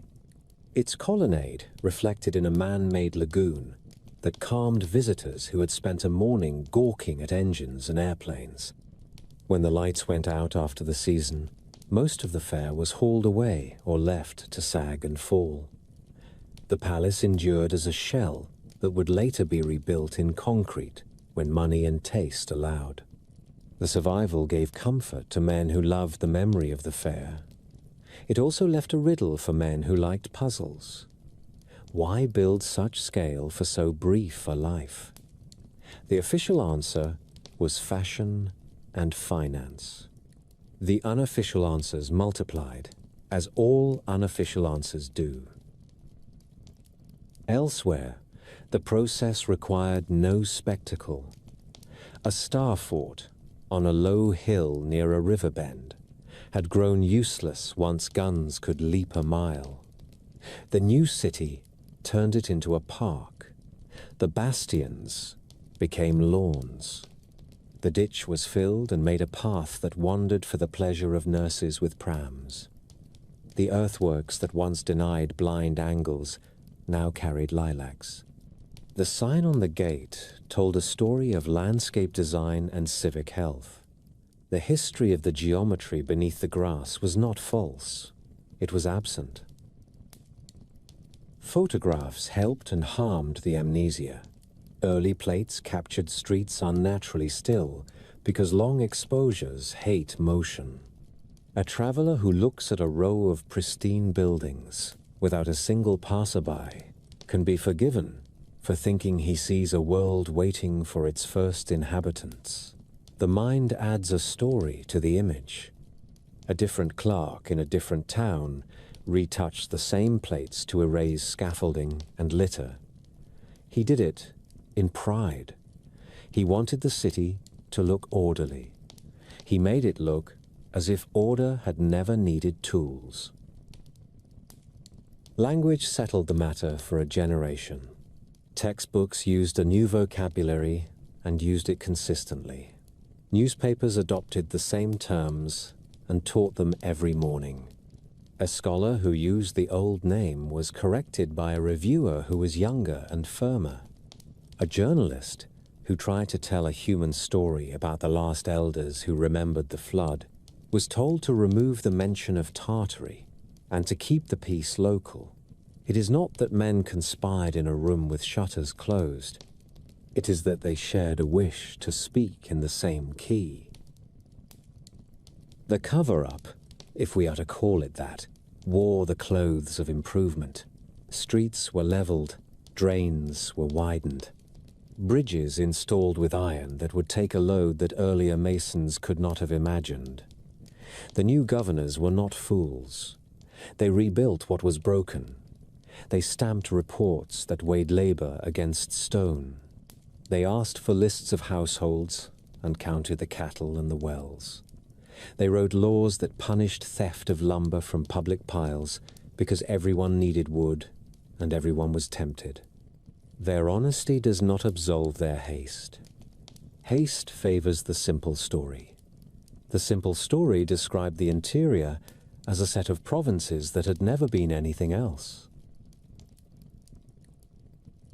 The work began in schools. Committees met in long rooms that smelled of paste and ink and set the words children would learn for the rest of their lives. They wrote syllabi that named provinces and protectorates and left no space for older umbrellas. Teacher colleges issued house styles that told young instructors which terms to favor and which to retire. Tartary was listed among the retired. Examinations rewarded precision of the new kind. A pupil who wrote Siberia and Chinese Turkestan and Russian Turkestan earned a neat red check. A pupil who wrote Tartary earned a note that said archaic or imprecise, and saw the mark fall by a point. Language hardens under that kind of pressure. A word outside the exam dies faster than a city under siege. The presses marched in step. Encyclopedias that once devoted columns to Tartary trimmed the entry to a thin stem and sent the curious reader to Siberia or to Central Asia. The cross-reference felt modern and kind. It promised efficiency. It taught omission. In each new edition, the item grew smaller until it vanished into a sentence. Map series followed with quiet obedience. Successive plates in a national atlas showed neater borders and a vocabulary that matched file cabinets in ministries. Place names were standardized, then standardized again as governments moved from one orthography to another. Arabic script gave way to a Latin set of letters. Latin gave way to Cyrillic. Each change promised clarity. Each change shrouded the past copybooks in a little more mist. A grandparent could turn a page with ease. A grandchild could not read the page at all. That is how forgetting feels when it is practiced as reform. Museums became careful courts where labels delivered verdicts.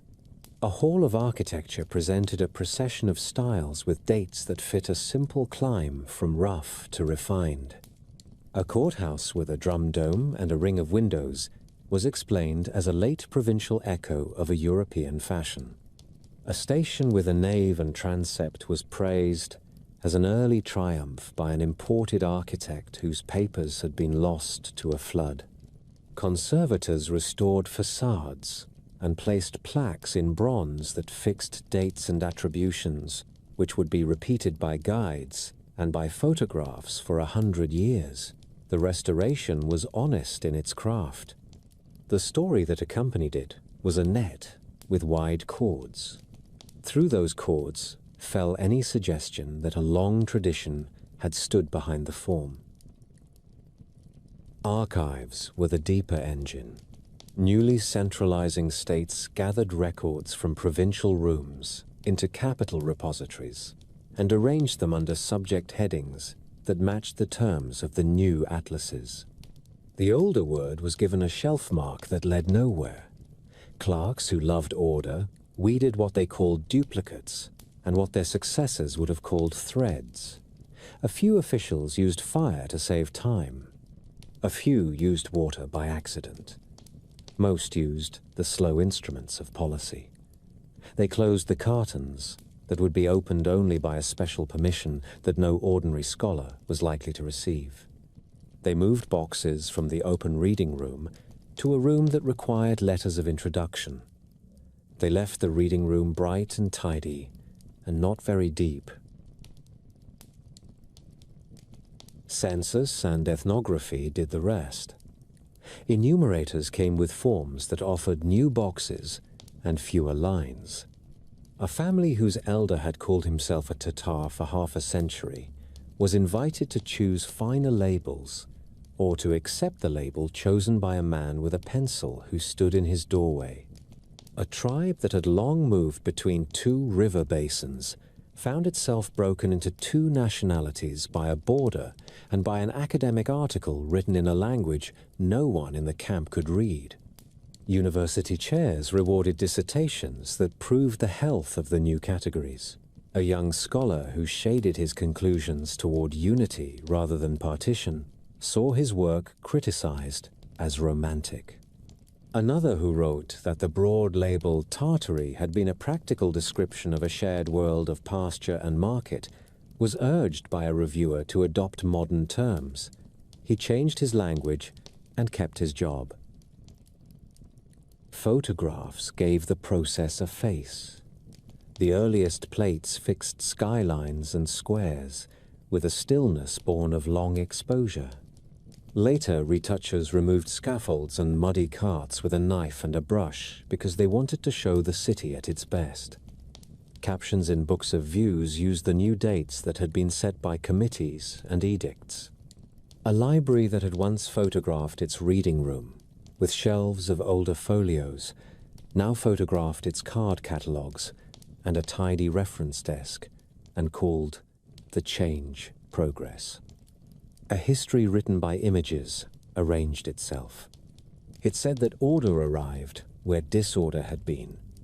It said that empty streets meant new birth, and not a photographer who had told a policeman to hold passers-by outside the frame. Language reforms did not only change letters, they changed how records felt in the hand. A court's registers moved from a cursive hand on rag paper to a neat block on machine paper that browned at the edges and crumbled in damp. Modern archivists later found it easier to keep the brittle century than the soft one. What the sequence preserved was an accident of chemistry that looked like policy when statisticians reviewed the catalogue counts. The story they told was weighted toward what had survived by luck and had been dressed in a vocabulary that favored the modern office. Motives were mixed and mostly mundane. Officials wanted ledgers to balance and borders to be obeyed. Editors wanted elegant pages. Teachers wanted a curriculum that could be tested. Engineers wanted plans that would not confuse a crew. These are not the appetites of villains. They cut in one direction all the same. Pride rode alongside. Imperial centers wished to see an interior as ground newly won, rather than ground long governed by a native law. Modern capitals wished to present themselves as the only font of public order across the steppe and the forest belt. A vanished word served both preferences. The simplest way to claim a land is to deny that it had a name before yours. There were men who resisted in quiet, and women as well. A provincial historian compiled a gazetteer that saved old toponyms and set them beside the new, as if he were paring bones in an anatomy lesson. A schoolteacher kept a drawer of maps printed before the reforms and brought them out on winter evenings for pupils who had earned trust. A museum clerk wrote dates on the backs of frames in pencil using the calendar his grandmother had known. A stonemason set a small emblem under a step where no tourist would ever look, and smiled to think that someone might feel with a hand and find it a century later. The record of such people is thin because they did their work in the margins. The effect is not thin. It is the reason that any trace remains for us to read. Orthodoxy in the academies made itself comfortable. Journals established standards and kept them with mechanical regularity. Peer review became gate and guard. A scholar who wrote that Tartary on early maps had represented a coherent sphere of exchange, and Law saw his paper returned with a note that said the term was obsolete and that the author should use Central Asia with its proper subdivisions. Another proposed that similar architectural grammars across distant capitals pointed to an older school whose treatises had not survived the flood. He was invited to cite local architects of the 19th century and to confine himself to a single nation. He learned the boundary of acceptable imagination and stayed inside it if he wished to keep a chair. The revision worked best when it was not named. No decree banned a word in every place. No proclamation declared that a chapter of history would be shut. The outcome came by multiplication of small decisions made by men and women who wished to be tidy and modern and correct. Within 2 generations, the grand old label survived in a few dictionaries as a cautionary example of how not to speak. Within 3, it was a curiosity that clever boys used to tease their elders. And yet, the ground still spoke in its own ways. A basement window peered from the level of a boot heel. A culvert stone bore an older seal. A ledger from a watercourt turned up in a market with the ink still legible and the names still stubborn. As the 20th century drew its first long breath, the last elders who remembered the flood and the razing of streets began to die. Their grandchildren learned a new history that began with the reforms and measured time by rails and wires. They learned an interior framed by foreign capitals and by national centers that had inherited the habit of naming and of counting. The older word became a story told in kitchens, and then not told at all. The silence was not total. A few travelers stumbled across old maps and felt the ache of a missing chapter. A few archivists found misfiled folios and read a voice that did not fit the new music, and took care to copy a page before the file was moved to a room with a lock. Motives darker than administration can be imagined, and are imagined by people who love puzzles. They say that the erasure hid not only pride and tidiness, but theft.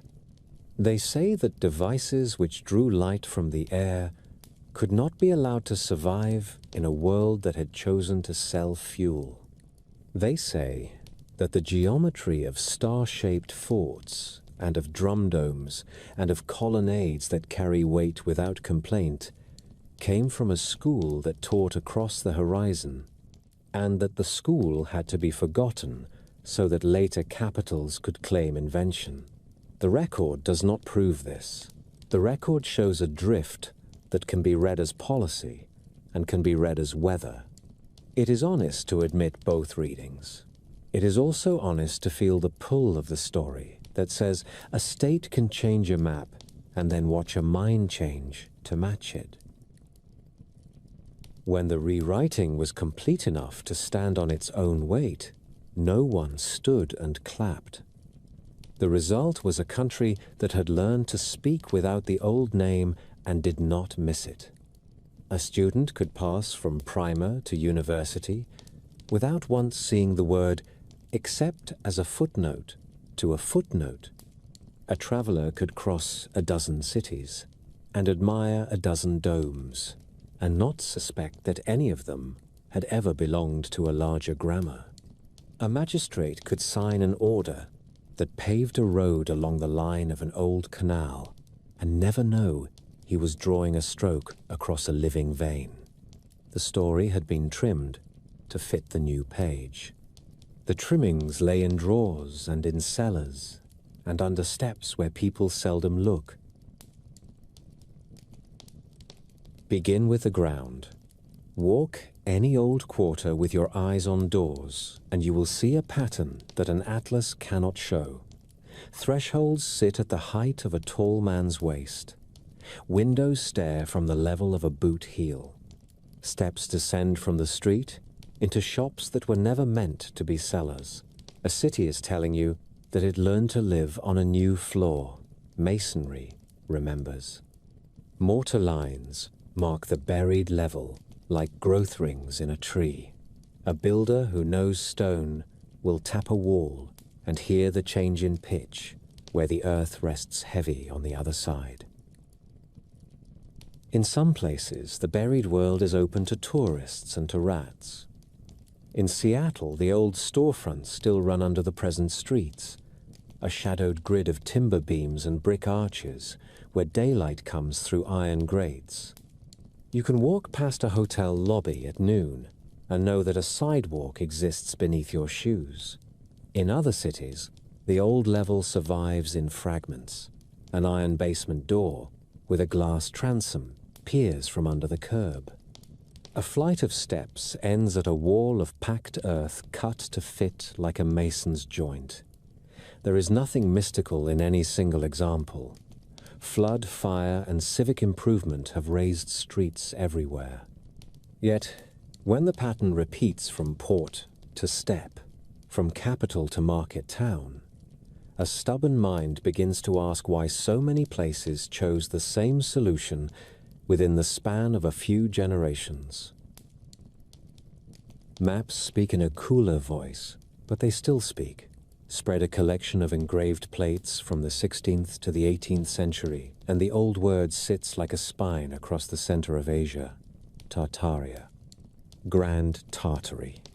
Sometimes the label divides into Chinese Tartary near the eastern wall of stone, Russian Tartary across the northern forests, and independent Tartary in the belt of pasture and oasis.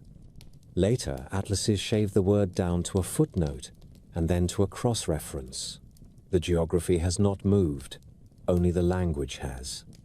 A historian will tell you this is progress in description, and he will not be wrong.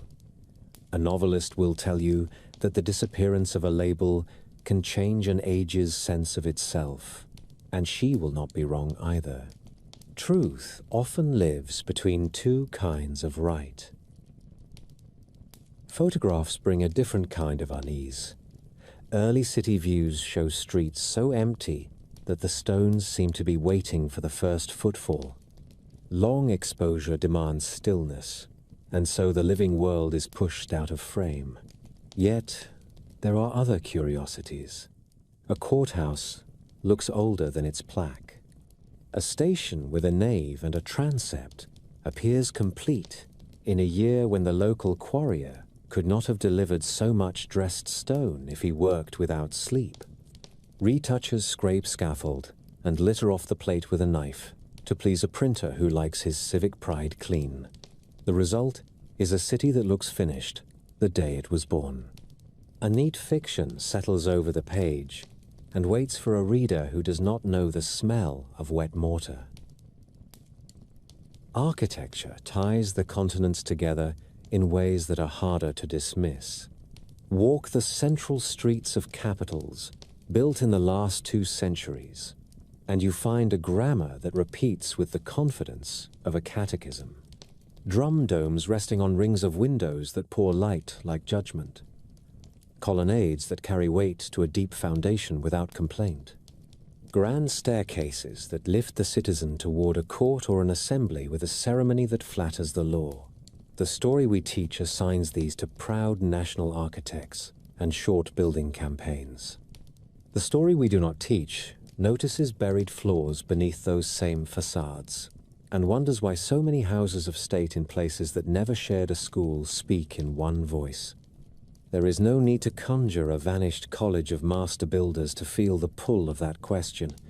It rises on its own when a traveler sees the same face turned to him in cities that do not share a language. Then there are the forts that look like stars fallen to earth.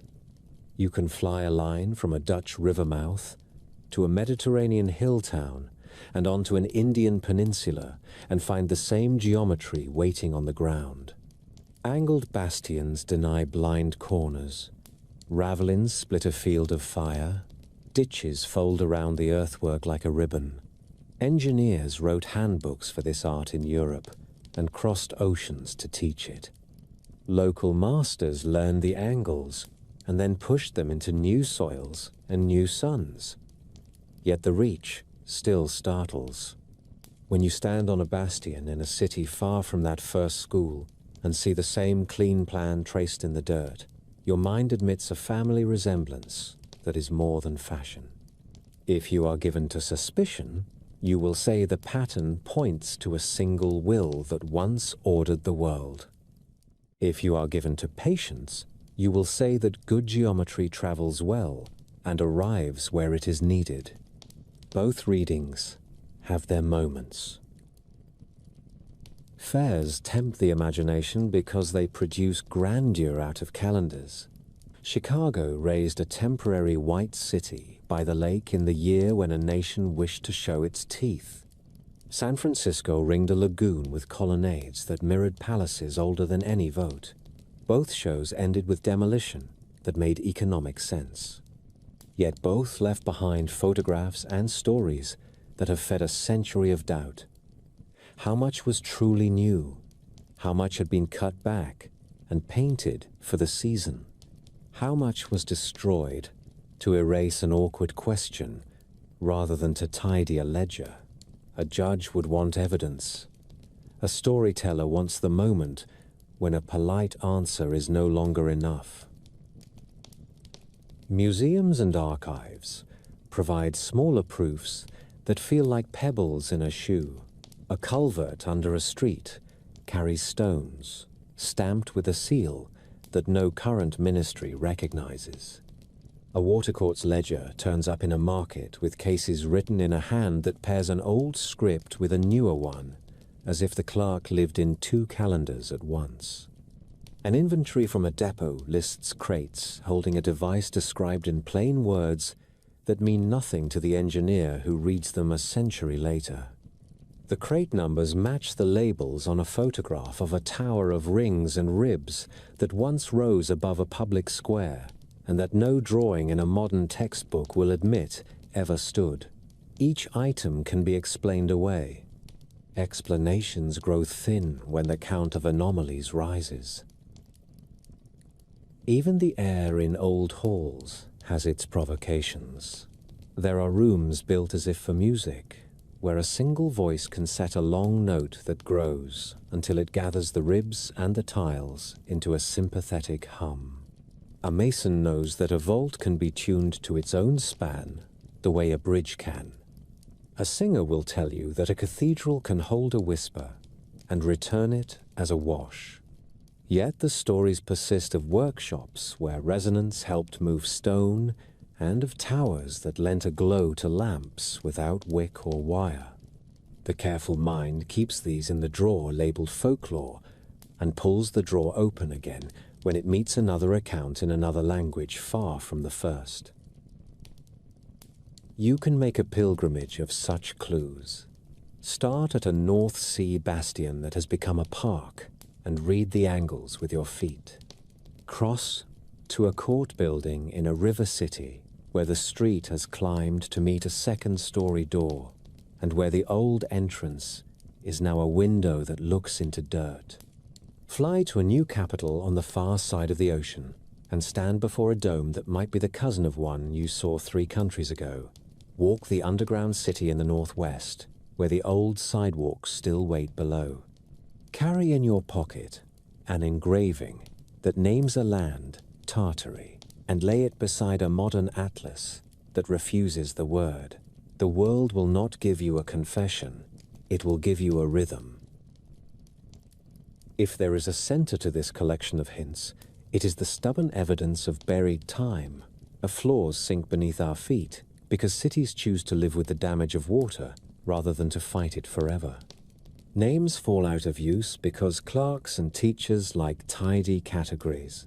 Styles repeat because certain forms are both beautiful and useful, and because power likes to look like power wherever it sits. None of this proves a hidden empire. None of it dismisses the intuition that something larger once knit these places into a more coherent fabric than we have been taught to see. The truth may be that ordinary causes, multiplied across a century and a continent, can carve a silence as deep as any deliberate purge. Stand at last beside a half-buried door with your palm on cool stone and your eyes on the line where brick meets earth. The city moves around you, busy and clean. Somewhere under your hand, there is an older street, still running dark and dry.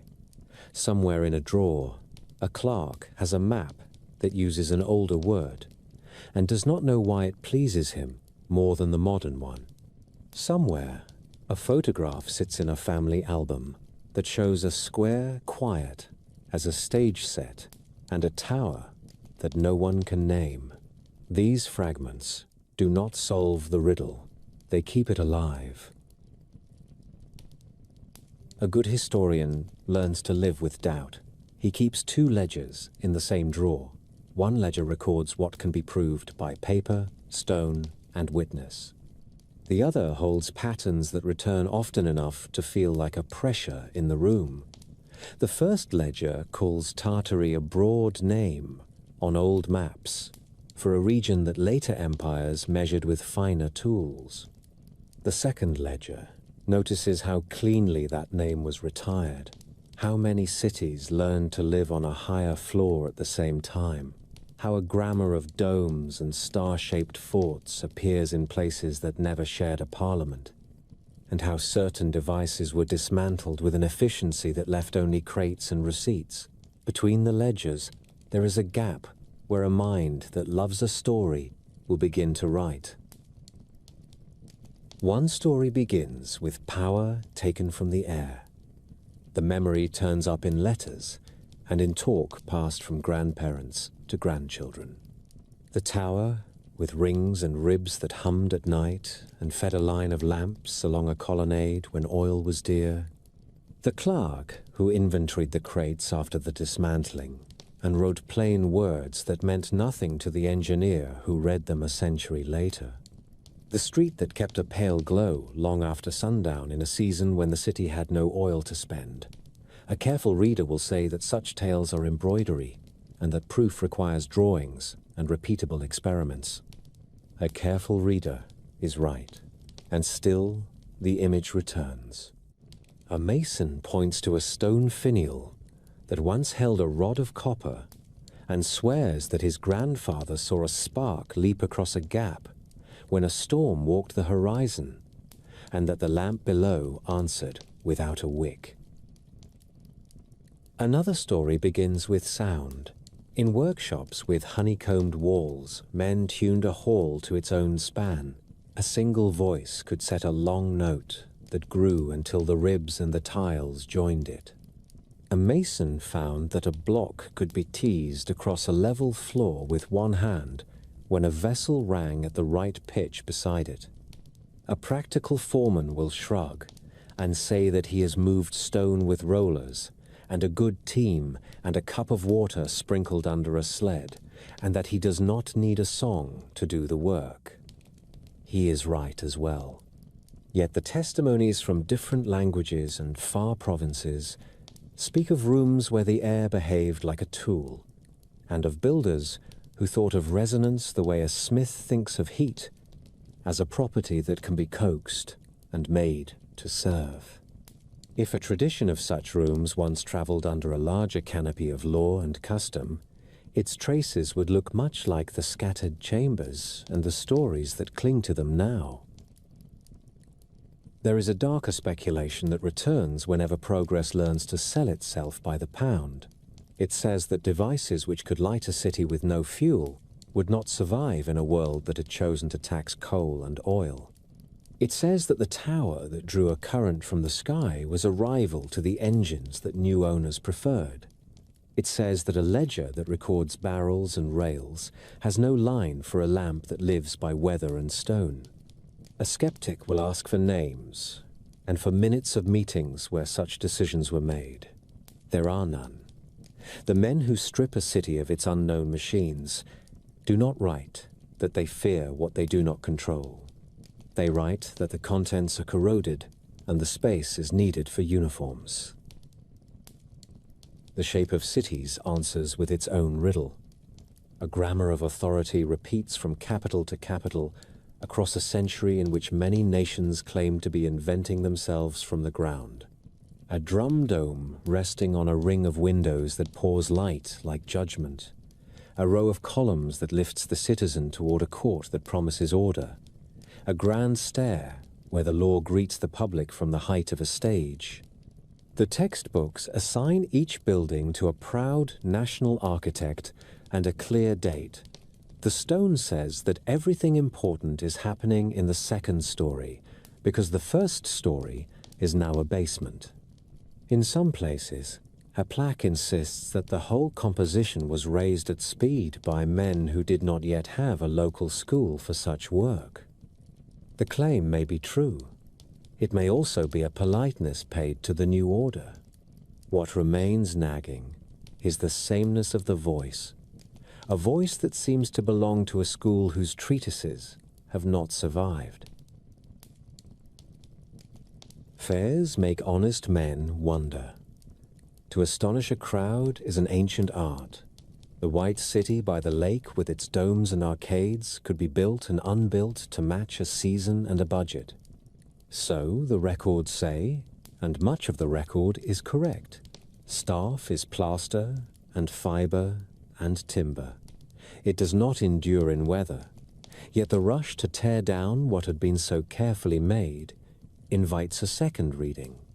If any older structures had been dressed and pressed into service for the show, demolition would have tidied the ledger and the memory in the same stroke.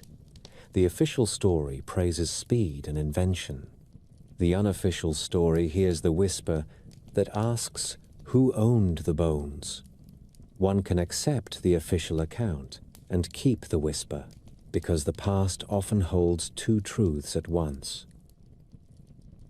Maps stand on the table between the speculations, like judges who have given their verdict and gone home. For 3 centuries, the best plates show Tartary across the interior. The engraving gives it to China in the east, to the Russian Empire in the north, to independent rulers across the belt of pasture and oasis. The habit changes in a century of telegraph and steam. Provinces replace umbrellas. The word that once held the horizon becomes a footnote. A scholar will say that this is a victory for accuracy. Another scholar will say that accuracy can also be an alibi for power. Both will be heard. The result is the same. A generation grows without the old label and the questions that came with it. There are gentler theories that say no plot was required. They say that cities raised their streets because water and silt left them no choice. They say that similar forms rise in distant places because builders everywhere discover the same answers when asked to hold a crowd under a roof or to throw a span across a river. They say that names fall out of use because teachers prefer tidy terms. They are not wrong. Multiply each sensible cause by a century and a continent, and you can carve a silence as deep as any planned purge. A mind that loves cities and books can accept this, and still feel the ache that remains when severed lines refuse to join. Yet the ache itself can be useful. It sends patient people into basements with lamps. It sends them into archives where a misfiled ledger waits. It leads them to walk fort walls and count angles with their feet, to listen to a hall and mark how a note grows, to hold a coin that has not felt a palm for 100 years, and read the face that speaks a lost law. In these quiet acts, the legend of a great interior empire survives as a method rather than as a boast. It tells the seeker to follow water, to weigh dates, to distrust neat stories, and to keep a second ledger for patterns that return in places that have no reason to echo one another. There is a version of the tale that reaches farther still. It says that the interior was not only a region, but the heart of a civilization that preferred the long view to the quick harvest, that taught its cities to breathe and its courts to speak in a measured tone, that borrowed what worked and taught what worked without pride. It says that this civilization was pruned hard by a season of floods and annexations, and that the pruning was followed by a careful rewriting of names, dates, and authorship. It says that the loss was so complete because it was both natural and planned. A student can live a full life without ever hearing this version. A traveler can cross a dozen cities without suspecting it. The version survives because the ground will not stop talking. The ending belongs to the reader. A sober mind will keep the first ledger open and guard it from fancy. It will call Tartary a cartographer's umbrella and nothing more. It will blame the raised streets on rain and time and the weakness of early drains. It will praise the fairs for their courage and forgive their haste. It will put the towers with ribs and rings and the honeycomb halls in the drawer-marked folklore and leave them there. A different mind will fill the second ledger with drawings of lost engines and maps of hidden schools. It will claim a single hand behind the forts and domes. It will say that a chapter was deliberately erased so that credit and profit could be claimed elsewhere. Most of us live between the ledgers. we accept what can be proved and confess that there are places where the pattern stirs the skin. On a winter night, in a quiet archive, a reader turns a page that no one has touched in 50 years and finds a case from a water court that set the rights of a quarter to draw from a channel that no longer runs. The decision is written in a clear hand and stamped with a seal that the modern office does not use. The language speaks to a law that has no current name. The reader copies the page and sets the book back in its place. Outside, the city breathes on the level that was laid after the flood, and a child walks past a half-buried door on her way home from school and wonders why the stone is cool under her palm. The past is not a room we can enter. It is the pressure of such moments on the present. So the legend of Tartaria endures as a question rather than an answer. It asks whether an old umbrella on a map can hide a real country of habits and laws that never fit neatly into later boxes. It asks whether a civilization can be lost without a single burning of a single library if enough quiet decisions point in the same direction. It asks whether certain forms repeat because they are the best, or because they are the last fingerprints of a school that taught across a horizon we no longer draw. It asks us to hold both ledgers and to be honest about the distance between them.